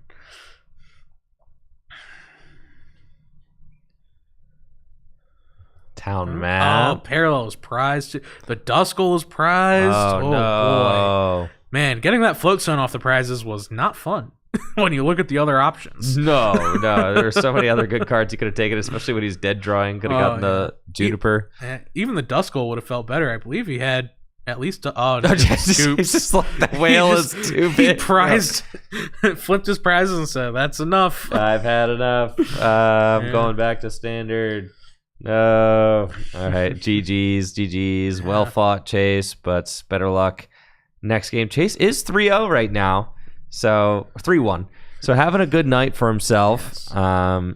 But that whale was very, very difficult to deal with. And Vincent is going to proceed to 4-0. One more win, and he'll be able to claim a water badge. First one in a while. I believe the first one since Ben Morse got his badge. Was Ben's first badge? Ben's one and only badge, is it water? Yes. Wow. Or did JD got a water badge after that. But I see. Yes, Let's take a look. Ben Morse's only badge is that water badge. It is. and we aim to keep it that way. It's just funnier if it does. I know. It's like playing whack-a-mole with the egos, okay? You know, for a little while it was like, oh, we can't let Alex win anymore. But now that Ben won the 1K, it's like, oh, no more winning for what? I'm still up there. I mean, leading the badges, and it's always been. It's like it's fine. Mm-hmm. We're good sports about it. Of course, it's all in good fun. It really is all in good fun. The badge system is just great.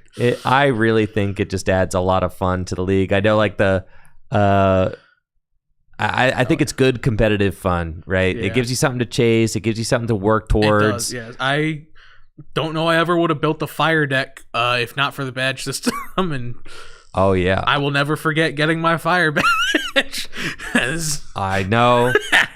Rhyme for game, baby. I know. And I would not have spent the back half of last year playing Dragon Fighting and Fire if not for the badge system. Yeah. I was going to say, I wouldn't have spent, I think it was like 18 weeks playing Water and going worse than X1, I think, once. I know. You eventually got that badge. Yeah, so by literally stealing your deck. That's true. All right, Ben is... Morse on his Psychic deck. Yep. He's got the Xatu. I do like Ben's build of Psychic. Yeah, and I've got... Mine is... Actually, I think we might have come to pretty much the same list, but I might be trying to change some things. But I've like just the Xatu Malamar Gallade core is so strong. I think I've finally been convinced on Xatu. I know I was kind of playing without it for the longest time, but it's just the extra energy acceleration is just so strong. Also, it allowing you to play like Recycle Energy, which is just such a strong special energy that you will, once you find it, you can always have as your turn attach.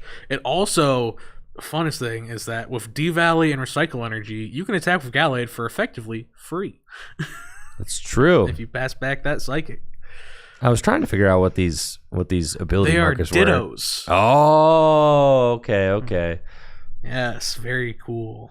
And it looks like another attack with Hops Kramer.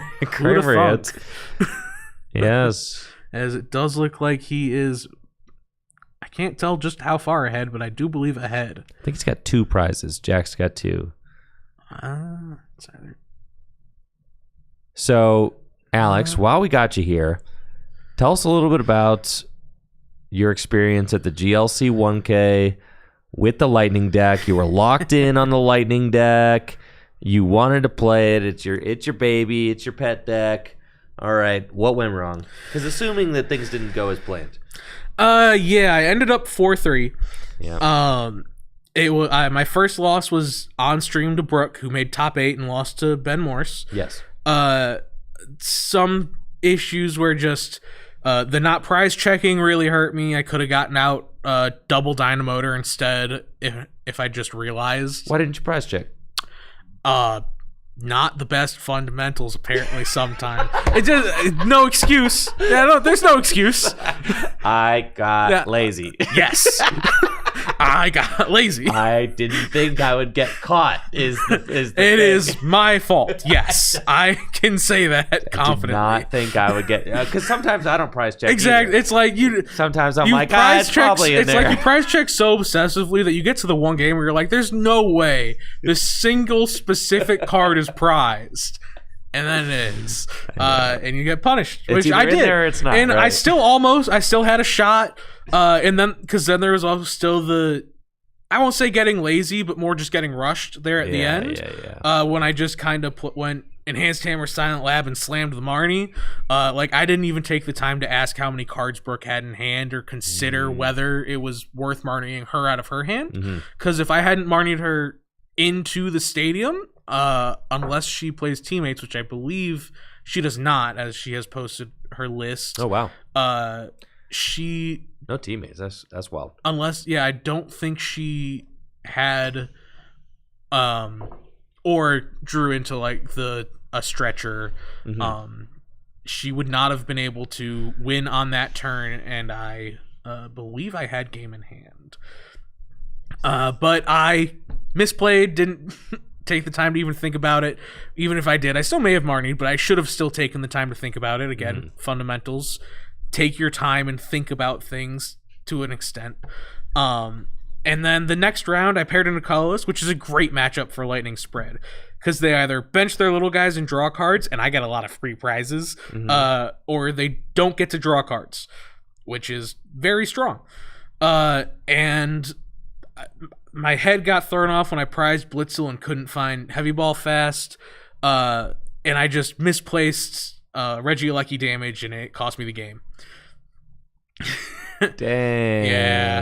That's tough. And then my last one was just a hard brick. The closest thing I saw to an energy that game was counter gain.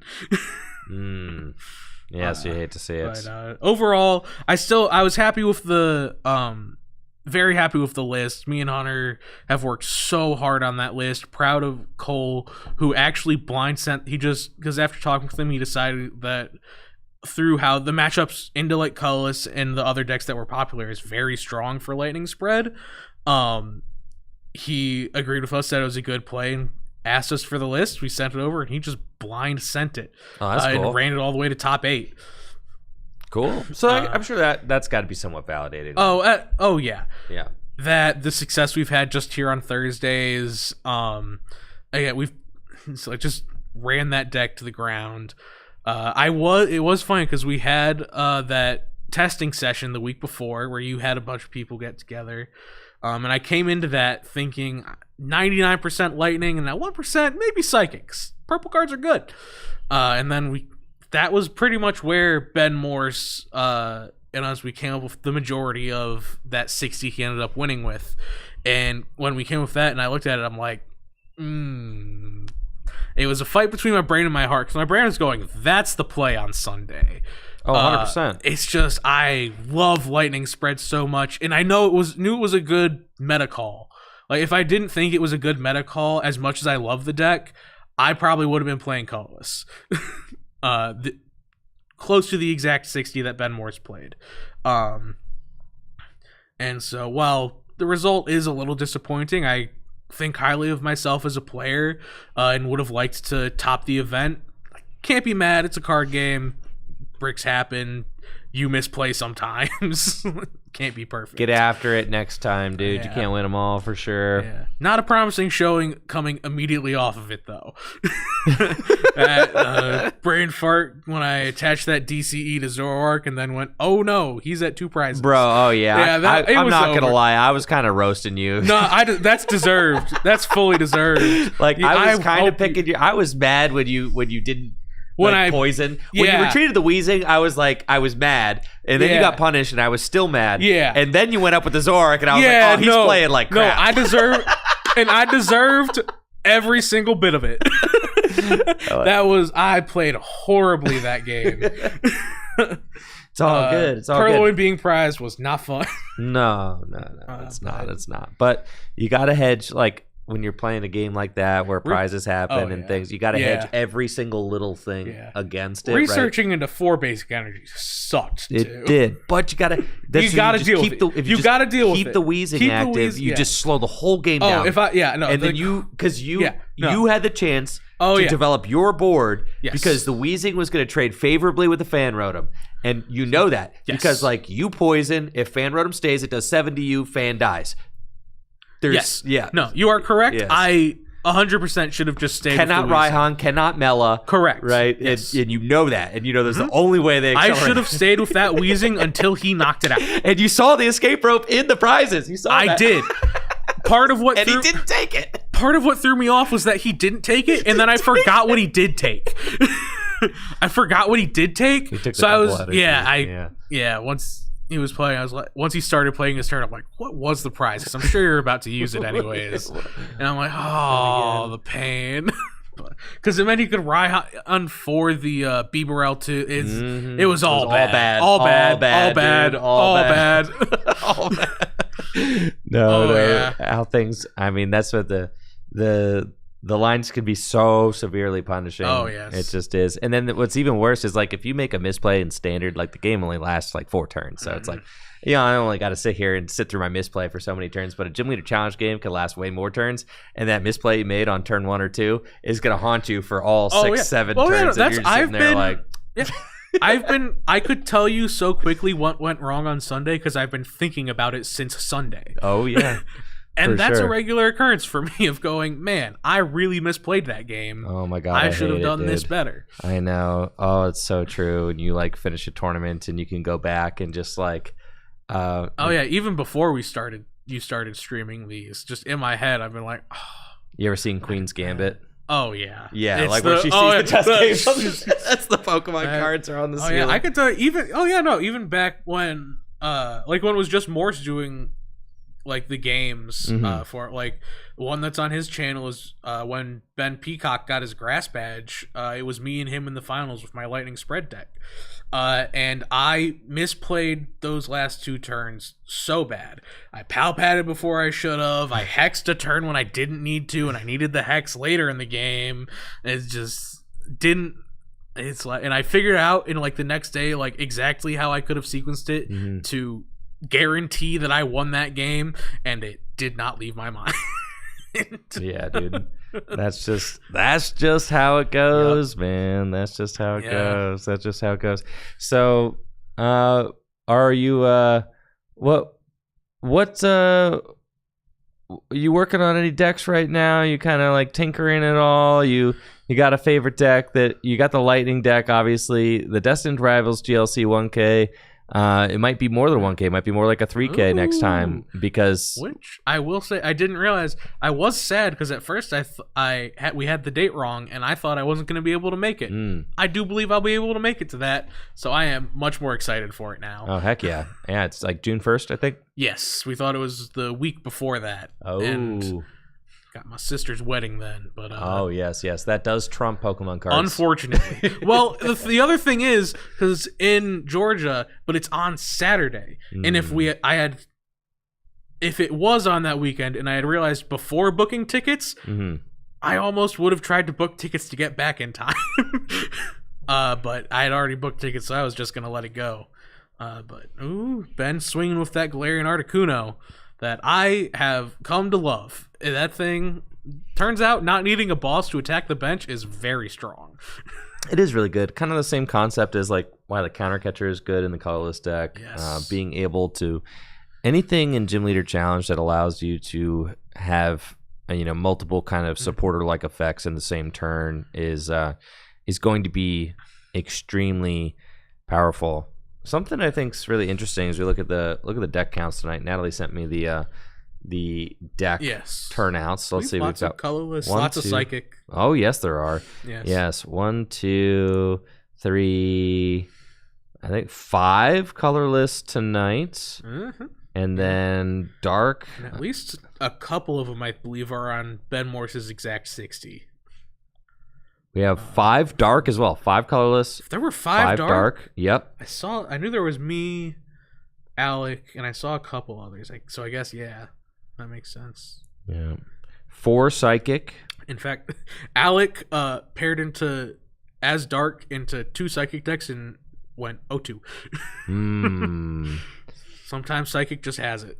Dang, that's crazy. Dark into psychic went 0-2. Yeah. Miserable. So sad. It's so sad, dude. What are you doing? Just opening dark hands. Yeah, I is guess what so. he did. Yo, Scuba Steve getting out there with the Prime sub on Twitch. Appreciate you, Scuba Steve. Thank you so much for the Prime sub. We have 2 dragons in the house tonight. Oh no, my camera is getting obscured. I believe from what I've seen, it looks like Ben is playing against one right now. Yes, he is. Yeah, Jesse Lynch. Yes. Is playing dragon. Wish we could see Ben. Yeah, it's all good. It's all good. Yeah, we forgot to turn the tables tonight. We did. It's okay. But yeah, it's fine. And then I think just 1 water here, but Vincent, 4-0. So yeah. The 1 water kind of eating good. Oh yeah. Now, all right, Alex, give me some commentary. Give me your thoughts on. Give me your thoughts on Dragon, man. Is it good? Is it bad? Is it good as people say it is? Is it as bad as I say it is? Where is Dragon actually? Because I do feel like there's definitely a lot of local metas when you talk about Gym Leader Challenge. I mean, there's a lot of local metas. There is no kind of like one centralized meta like there is with like a standard format or something like that. Until there's multiple regionals of it happening, not. I am a fan of Dragon. I think it just has some very powerful attackers and the ability to do very powerful things. Like Garchomp is just insane. I know, but the real Dragon heads will tell you that the best Dragon deck doesn't play Garchomp. I'm not. Obviously, it made top 4 on Sunday. I'm still not the biggest fan of that list. Like, obviously, it's solid. It might just be not jiving with me particularly. Mm-hmm. My personal Dragon list isn't too crazy far off from that. It's not. I just still don't play Dragonite. The only evolutions in it are the Dracloak and Garchomp. Mm-hmm. And then it's just a bunch of basic attackers and Tatsugiri, which I personally feel is the correct way to go. You have Garchomp as your comeback or go-ahead mechanic, and then just a bunch of fast guys, including Raging Bolt, which is one of those cards that you read it and you go, there's no way that's good. But having played with it, it just works. It's similar to, again, the Articuno. Being able to snipe things off the bench is good. Mm-hmm. It is odd that it doesn't have 140 HP to me, but it's fine. Still having that 3 energy 130 is also very helpful to it. So if you do get that fast 2 energy for a 60 snipe, just being 1 attach away from being able to hit the active for 130 is very good. I play still the Drampa that if you have damage on the bench can do 160 damage for 2. Mm-hmm. I think just this having multiple good starters is very important in a deck, and I believe part of that is having things that can attack quickly. Such as Raging Bolt, Drampa, Regidrago can as well with just a double dragon and a basic energy. First, yeah, it's like fine. I have seen Jack do that to me so many times when he plays dragon. There is no one I've seen open Regidrago double dragon basic energy more than him. He's just got it like that, as we saw earlier with the jet energy. To me, I don't know if you've ever played like Magic the Gathering or even familiar with kind of like concepts from Magic, but like I don't play Magic, but I have. I can play and I've drafted before. My preferred way to play is just limited. Like if I do pre-release, like I'm having a limited good time. In most card games is just it's better. Fun. It's just better, right? I don't have to have a collection. That's my favorite. I don't have to own a collection. I don't have to take any of these cards. So like I love opening a booster pack. So that's like something I love about Magic. I love opening a booster pack. I love drafting my little deck, and then like whichever one of my friends is like the Magic nerd, I'm like, you can have these, and then I'm and then I'm out. But to me, the Turbo Dragon deck kind of feels like a quintessential red deck. It's just like it's fast, it can be aggressive, it can run your opponent off the board, but it's not deep. Like there's not it's not deep. When your deck is like 5 basic Pokemon, Alex, I would not none of which have ability, it's not deep. I would argue that the all basic list isn't. That's what I'm talking. I'm talking about the Turbo Dragon list. That list, it does not seem deep. So to me, it's not capable of being a top 3 deck in the format because it's not that deep. It's just like just and the attackers are like fine, but they're not as good as like other attackers. They don't have as much comeback potential. It's unless without a Kieran play. But there's like 1 draw supporter in the deck. Yeah, that's one of my biggest things looking at that exact list. I do think it's cool. It's cool. And I like that there's innovation happening in the format. I mean, that's like amazing, but like I'm not going to peg that as a top 3 deck like ever. I think it's like in the middle of the pack, but I think that there's people who have played it, are really good with it, and it's like you could take a red deck and do really well with it, and sometimes it's going to be positioned well in the metagame, and you could just and it does do pretty well against the colorless deck. So I think it was pretty well positioned. And the one thing that I think, like, people love the dragons, dude. People do love their dragons. Love dragons. Yes. So like, there's a lot of passion surrounding that type, which I don't really get because I think I think they're kind of ugly. I think the green is like really ugly. Being able to pair fast, especially fast attackers with the I don't know if you saw on stream, they played Lost City in there too. Oh yeah. So fast attackers being able to Lost City a Ralts turn 1, game changing. Yeah. But if you have to play the Lost City to have that impact, it can be questionable sometimes to me. I say that having Lost City in my dragon deck. To me, my biggest beef with like the turbo dragon deck is that you don't have any hand fixers. There were times where I saw the deck, it just gets stuck. Yeah. And you don't have any hand fixers. Like the deck is kind of like so greedy. Yes, I am very surprised they have not put even a Dracloak in that It's deck. one Marnie. And then it's like... They've got a Marnie, they've got a Tatsugiri, and a Regidrago. But what is even the Tatsugiri getting? Because the Tatsugiri can't even get you a hand fixer, bro. It can get you one. You have one hand fixer in the whole deck. I would argue Peony is kind of a hand fixer. It's a hand deleter. I am a Peony hater. I would rather the Peony be a research, bro. Yes, like I would 100%. I would rather the Peony be a research. Give me 7 randoms. I agree with you on that one for sure.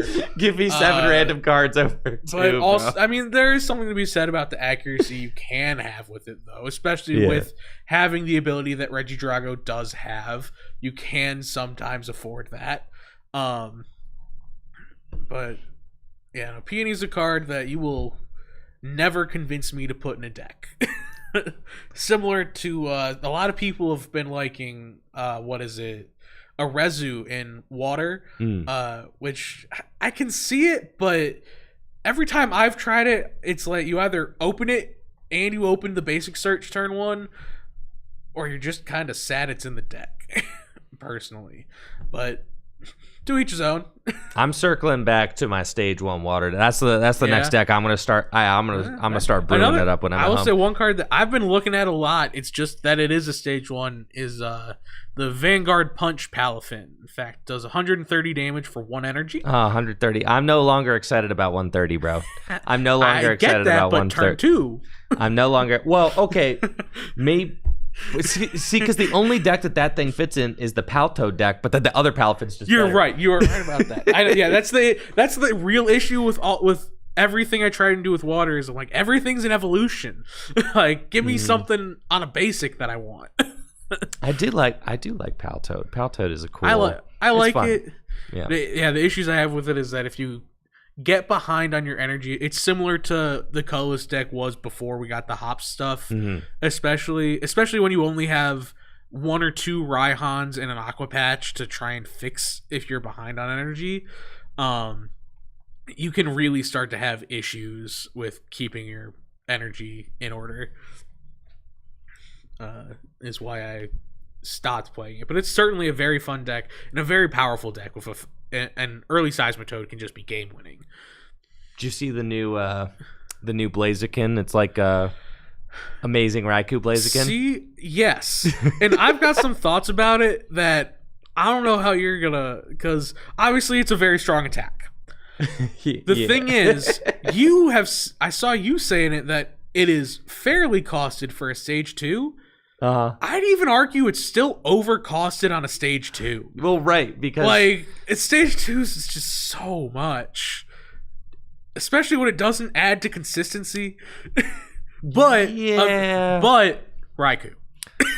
But you're doing 120 to 2 things. Yeah. You got burning energy, dude. Like, okay, I know. Listen, my fire decks are not good, okay, but they have swag. So I mean, show me a fire deck that isn't that. So can't. That's the thing. They've all got swag. Alex, it doesn't have to be that good, bro. It's just you make a good point. It doesn't have to be that good. Yeah, no, it is like you look at that. You look at Enstar Manitan. So sad it doesn't have a Poff and searchable basic. With the Enstar Umaka being 80. And you look at Heatmore too, and it's like, I see a deck. Mm-hmm. Does it function is a different question, but I see the vision. Oh yeah, dude. Yeah. See, and that's the thing is I try to make sure that I don't lose that spark when it comes to Gym Leader Challenge, right? Because that is so much of it is that it's fun. It's right. It's not that serious. Like have fun with it. Do your brewing and all that. I feel like I was doing more of that kind of like just silliness brewing and all of that, and really just kind of like trying out different things when I could play Gym Leader Challenge on the Pokemon trading card game online. Yeah. And like now it's like, am I really gonna bust out like all of my expanded cards and like put it into this crappy into this deck that I know is gonna suck, bro? Like it is. It's not that quite there yet. I'd say partly because of the card pool, which is fair. It's a lot. And there's some other things on the tech side of it, but I will say the Twin Leaf is I found actually a decent spot to do some online stuff with GLC. Doesn't quite have all the cards yet, but that's understandable. There's a lot of them. It is. And they're still working on standard stuff too. Apparently, Natalie texted me that Fran and Hunter were having a sudden death game. Oh, I know, Fran. So that was what was taking so long. We're getting to our. I want to know who won that. I know. We're getting to our final Swiss round now. 20 players in the house right now for GLC League. This is our 5th of 5 rounds. So stoked to see who's going to be competing for that top spot. We're probably going to see Vincent again. Looks like and Vincent Jack. Yes. Interesting. What's it like to have the camera like going around? Does it feel like you kind of have like this like dystopian eye in the sky? A lot of times you don't notice it. When I notice it, I try and make a funny face or something, just because it's fun. Or anytime, like when you're panning around the room to look at the tables, I try and stare directly at the camera. Because you can tell when the camera's like on the move, you know, like I'm probably... I will say though, that camera has insane range. It does. Like when they have the stream up and we're looking at it, it's like looking at the camera and what it's actually seeing, it's like, really? That's the angle it's getting? It can go all the way over there. Yeah, that was like, I want to say it was you got it on Sunday, an image of Lee who was literally all the way back here. All the way back there. Yes, bro. It just it's crazy. Like I could get like this Warhammer player. I could literally read his hoodie, bro. You could. As that Yes, I could read those boxes on the box shelf. Yes. Oh, yeah. Yes, I could read the boxes on the back shelf, and this is like a long store, dude. It is very long. Yeah, this is a very long store, so it is crazy. The zoom on that thing nice camera. It really is. It's worth all 5,000 of the dollars that Jameson spent on it.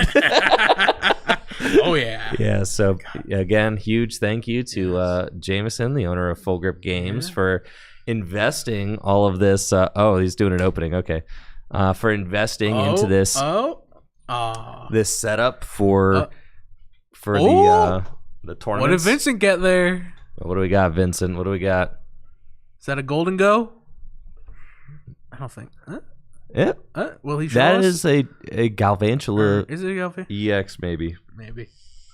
We'll never know. Yo, all right. This is hype actually. Yeah. Both Vincent and Jack are both 4-0. Yeah, so guaranteed new badge, or not guaranteed new badge. Jack does already have one, I believe. But guaranteed winner takes all. Guaranteed winner takes all. Yes. Now this matchup, in testing for the 1K, I found to be cited more for colorless because of its aggression that it can pull and its ability to gust up the Whalmer the turn it's on the bench. However, if water can get a fast Wailord, colorless might be in some trouble. Anything can happen with a quick Wailord. Oh yeah. Yeah. If water pops off, water pops off. If water pops off, that's a 240 guy, turn 2. Yes, that's what I'm saying. We got to the stage 1 water deck, dude. That's all I'm gonna. Yeah. I'm going stage 1s, dude. The melodic, blow yourself up. I guess because you need 2 energy accelerators, Mm-hmm. and Wailord can offset those prizes. That's what I'm saying. Especially if you throw a pot helmet on that dude. Just keep him alive, man. Yep. I mean, play anything. Play paw helmet. You could play rough seas. You could play hyper potion. Maybe not hyper potion. Super potion though. Yeah, super potion. If Frostmoth wasn't only to the bench, then I'd say hyper. If it was a Cherrim instead of Frostmoth, that's really what Water keeps waiting for. Is another Frostmoth even. Ooh, I know. And Vincent's going first. All the right. Renraid, has the Kyogre. The turn attach. And now, notable about the Hop Snorlax that Jack has started, it can swing for 200 this turn. Yeah. That is possible. Now, it'd probably be better to swing with a Rotom in this instance. However, it's an option. It is. Yes. That is crazy. Just a Guzma and Hala away. You can search your deck for a Hop's Choice I want to say there's a Band. double in that hand already. Yup. The double energy. Pokegear. Yup. And a Stadium. I could be 230, dude, but nobody plays the Postwick. There's no reason. It's not worth you don't even need it. If it was still the old Wailord, there'd be an argument for it because then just all 3 of them would make the Snorlax hit a Wailord. Yeah. But the +10 on this new Wailord is, I mean, yeah, you can hit Okidogi, but you're better off with Enhanced Hammer or Hex trying to knock that thing out. But yeah, this new Wailord being 240 really hurts any interest from me, at least, in wanting to play Postwick over something like Parallel City, or even Chaotic Swell was played in colorless for a while, trying to just avoid getting Parallel City or Silent Lab itself. And a little bit of a sequencing thing here from Jack. I think I prefer to see the. Okay, he's gear. Okay, I see it. Right, so he's gonna gear first to see if he hits the Guzma Hala. Yeah. Right. Instead of going capture first. Yeah, I get because if he hits the Guzma Hala, you can swing with. Are you really gonna do the fan? I guess right. You hit the Guzma Hala, then you go fan road. Okay, so then I like that. You can get the Jet, get the Artisan for the Rotom, set up your guys. Okay. Dang, fan rotom's kind of broken. And then you can capture the next turn. Yeah. Fan rotom's kind of good. So yeah, okay. I guess I agree with that. I'm dang, dude. I can see both. There's very much an argument for both. Because then you could capture, get the fan rotom, thin your deck, and then you're more likely to hit something off the gear. Yes, you are much more. You are much more. And Jack whiffed this gear. I got it was a Hex, right? Yes. So however, I will point out that just hexing this turn feels very good, if that is what he ends up doing. After getting his basics out, just the turn attach. I would not be mad at just Hex Pass here, because it guarantees no attacker from Vincent this turn, and you have just another turn of setting up your own board. Yeah, that's true. But I don't know what else is in the hand, so if he's got a better setup supporter, I'd be pretty happy with that. No, there's no other supporter in the hand. That's why I was thinking maybe it was best to thin first. Oh, I didn't realize if there's no other supporter, I'd probably thin first. Well, that's why I'm saying. I'm like, I think thin, right? Because your hand kind of stinks, dude. Yeah. Yeah. Because like you're kind of banking on that gear, right? Well, he does have like the double in hand, but it's not like the board's not great. Energy's in hand, just not the Pokemon. Yes. That is a boss, 3 energies, a Dodrio. That's right. And I believe one other card that I didn't get. 4 energy cards. A double, 2 basic fires, and a therapeutic. Along with a Lysander and a Dodrio. The Irida from Vincent is big, though. Oh, boy. Yeah. This is going to be a big turn. Yeah. Well, no abilities because of Hex. Oh, true. It's still a very strong turn. It is, because Vincent can go and just keep setting up, which is super good. And then he's got, I expect to see the Octillery get set up. That's kind of what I would hope to see. And then he's got N in hand for next turn. I wouldn't hate that. I also would not have been mad at if he went Buddy Poff and Drizzile off of this Irida for the Baby Backs and Sobble. Set yourself up for next turn, get the Versus Seeker or really whatever you want if you still want to end. I do feel like I really want to see this Snom move. But that would be... if he's not going to get the Frigibacks down, I would like... The Snom needs to move. Yeah, right. Because he's probably getting annihilated. Dive Ball is an interesting grab. Yeah, because what are we doing here? I mean, he's got the energy in hand, so he can retreat the Snom if he wants to. But it's an interesting grab over... Unless he's getting both stage... Unless he's going to go and get the Octillery with... If it's still Level Ball is... Dive Ball is just interesting because with it being the most powerful search card you have in your deck... Right, you don't want to waste it. It is generally the one that... Yeah, just getting the Wishy-Washy, you could have gotten that with a Nest Ball. Yeah, for sure. Ball. You really don't want to waste the Dive Ball if you don't have to, right? Like any other ball would have been preferable there.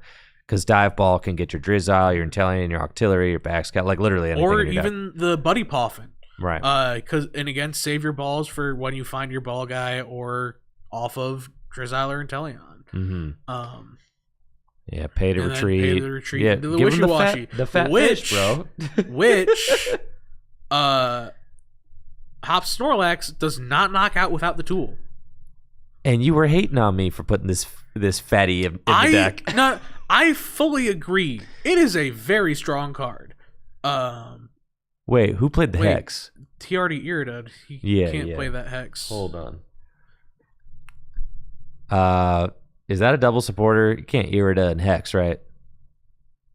Yeah, so the Hex got to come back. Thank you. So it is working. Yeah, it's working out. Yeah. Yeah. Uh-oh. Jack got the...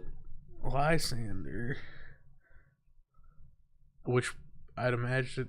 Getting the Kyogre. That... It's gotta be Snom. It's gotta be Snom. Gotta be Snom. I know it feels so bad, but like Snom's gotta be the guy, right? Or I could even understand Wailmer. Yeah, I could understand Wailmer, but Kyogre? Nah, yeah. It's gotta be Snom. If you're Vincent here, you're feeling like you dodged a bullet. Oh, 100%. Yeah.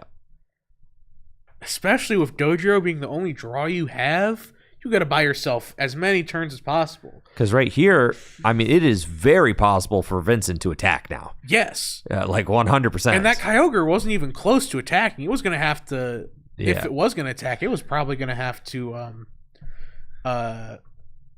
use its first attack, which the name escapes me, to charge itself up for at least a turn, which Jack has... What's going on? Did Jack boss? Which, okay, if he bossed, that's crazy that the attack went through to completion, and then Jack was like, "No, I meant the other one." That is crazy. I don't know why. That's a bit. You guys got to keep an eye on the board, man. Like if you say I bossed him, and then he sends up the other one, be like, no, you got to call that. You have to call that out before your opponent like actually draws, before you draw the prize, and before your opponent draws their hand. Like. Yeah, that has to be corrected way sooner, I would say, but although it's all good. Here we go. Ooh, that is unfortunate. It looked like Jack took the U-turn board off the prizes, so losing that is annoying. Although, and as much as I can't be mad at the Wailmer, Snom still feels like a much stronger. Oh yeah, neither of the whales. I actually prefer the Kyogre take to the Wailmer. The Kyogre is like an energy. It's like closer to attacking, I'd say. Yes, but Kyogre doesn't have 240 HP. It's true. A number the colors deck does not hit. It's true. It's true. But here's like Frostmoth. Oh yeah, dude. Oh yeah. If there's a way to move this wishy-washy. I think I see. I know he plays rope. I'm wondering if. Yeah. Yep, there's a rope and some energy, but no artillery.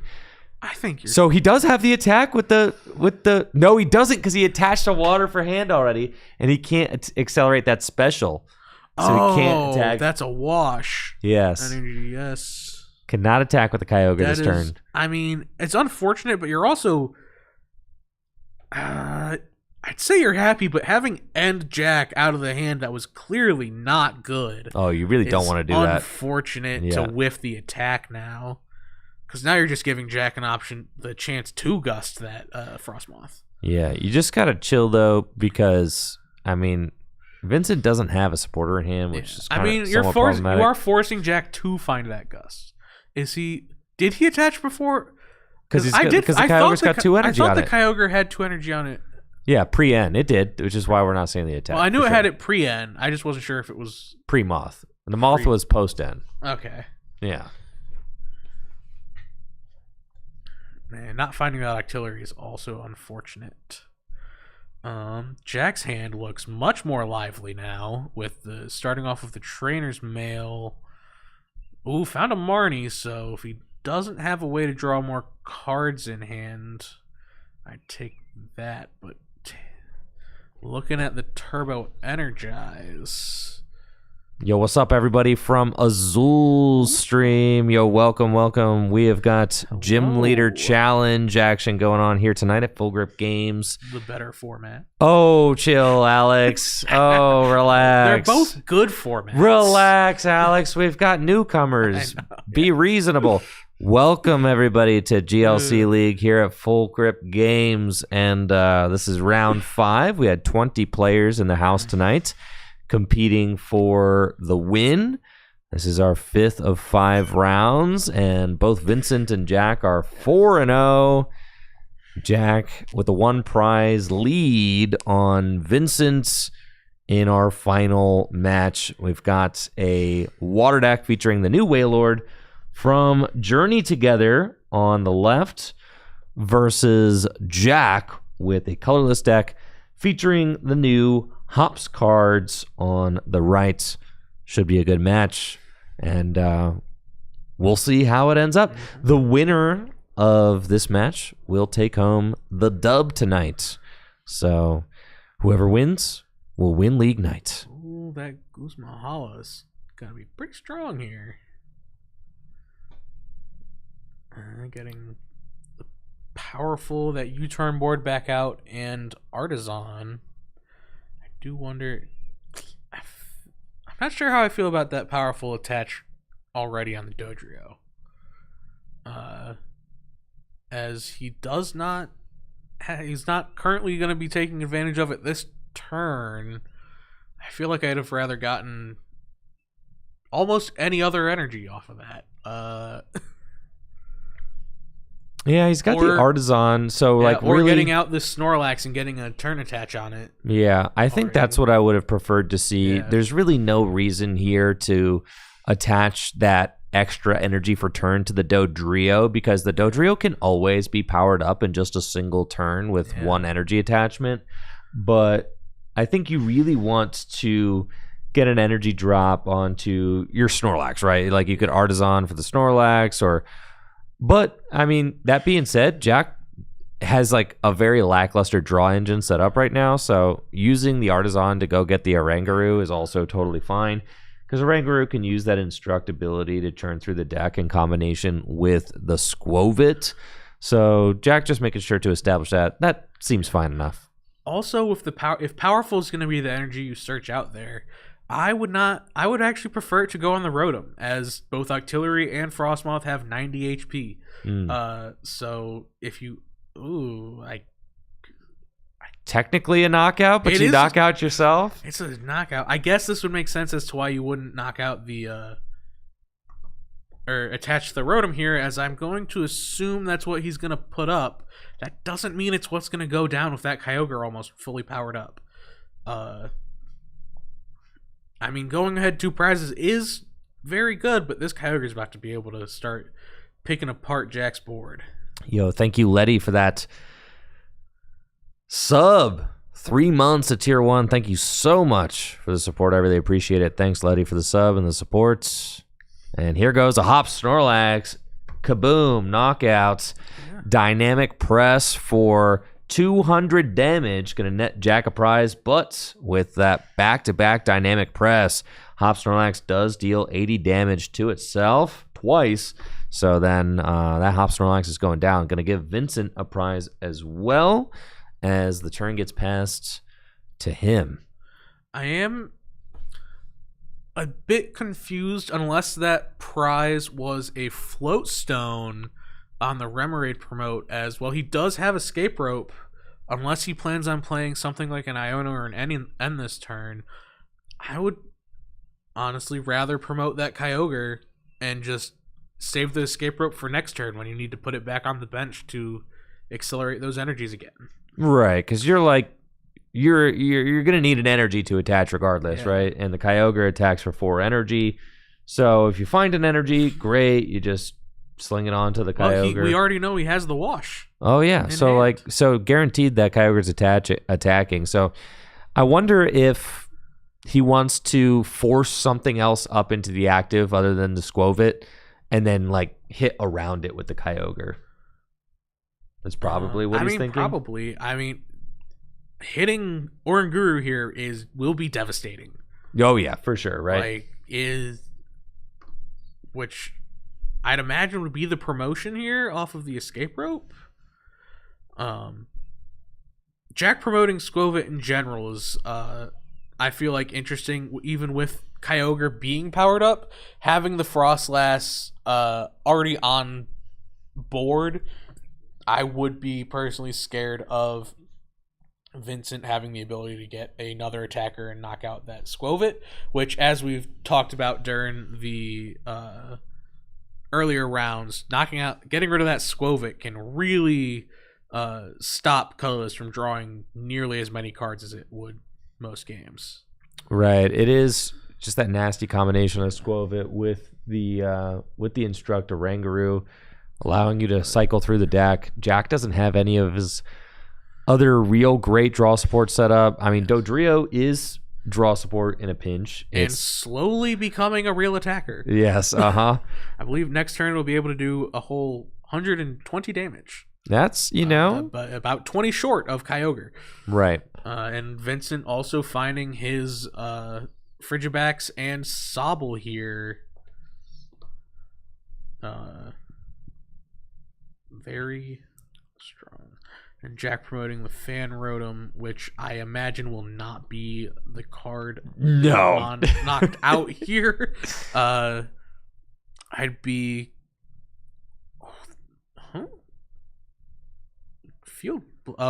his own to stop the Fan Rotom. Ooh. Yes, to stop the Fan Rotom from being able to attack. How funny. Last week I lost a game because I didn't do that. So oh yeah, Vincent's playing in 5 dimensions now, Vincent, for sure. It almost seems like, and also this is being forced to attack with Hop Snorlax. Vincent's only taken 1 knockout to Jack's 2, but they're even on prizes. Right. So we'll see what Jack is able to make happen with the lackluster board setup, Fan Rotom in the active. He does have the Nest Ball for Hop Snorlax is interesting. I would imagine, as much as an annoying note of Kyogre is that Oranguru will never knock that thing out. Yes, that's true. As it does put the energies back into its hand, so it does not power up its own attack. Power up the Oranguru's attack. I will say the other stadium that I believe Jack plays is Parallel City, which would be unfortunate for Vincent to get hit with right now, forcing Jack to find it if he wants to attack with the Fan Rotom. Not that he does. He would, unless he has a Gust in hand, you would very much prefer to be taking a knockout on this Kyogre. I expected Jack to go for the Oranguru with the nest ball, but we'll see what's... Having the Cramorant in hand makes a lot more sense. Okay. I know, but the draw is like not the there. Draw, but Nestash and a prayer. Nestash and a Dodrio is what we got, right? It's going to be Nestash plus I Zoom didn't draw. quite see that card. And that's Sui it. Heavy Ball and a Cyclozar. The Cyclozar, this is not great, right? So it would knock out a Kyogre, but and there's it Bidoof. takes the bench. Okay, that makes some sense on why he's had issue getting out. Which Bidoof is also safe from Kyogre. It's true. Assuming if Vincent is able to bring this Kyogre back. Okay, so Jack is going to take the lead yet again. Thanks to Hops Cramorant. I mean, and how ridiculous is this card, right? The colorless deck is like not even set up, really barely drawing enough cards to get by. Out of nowhere. And it's just 150 damage out of nowhere thanks to the Jet Energy. And that's going to be a Fickle Spitting for the knockout. Yes. Taking Jack to just 3 prizes remaining. And we'll see if... we'll see if Vincent's able to respond. I mean, it feels like Vincent has a lot of potential with the water deck right now, but like his board is not really established well either. He's got the Moth in play, but no Octillery. And I think this hand... That looks like a lot of energy. Water, Who'd have thunk? I do believe by promoting that Basculin, though, I would... imagine he might have an out to I think it's just a bunch of energy. No. Are we just gathering the crew? No, not where you want to be. That's disastrous. Yes. And now, Jack only has like a 2-card hand. Who cares? He's taking prizes. It's true. It's true. And God forbid he finds a Gust. I mean, yes, with the double energy, okay, now Jack is in a really powerful position. And that is what the power of the Hops cards is. All it takes is finding that Cramorant on the right turn, and God forbid a return KO is whiffed. For sure. The momentum swings so much. And another knockout for Hops Cramorant. Puts Jack 2 left. It's gonna take a Wailord for me to have faith in this water deck at this point, but does not look good for Vincent. No, and another pass. Jack has got to be loving this. Yeah, he finds the parallel, but it does not matter at this point. Yes, and Jack is going to be able to run it all the way home with Vincent stuck on 4 prizes. This Hops Cramorant is just continuing to go in turn after turn with the Fickle Spitting. Jack is continuing to set up his powerful board. Well, powerful is a word. It's got some strong attackers. With Dodrio currently hitting for 180 damage.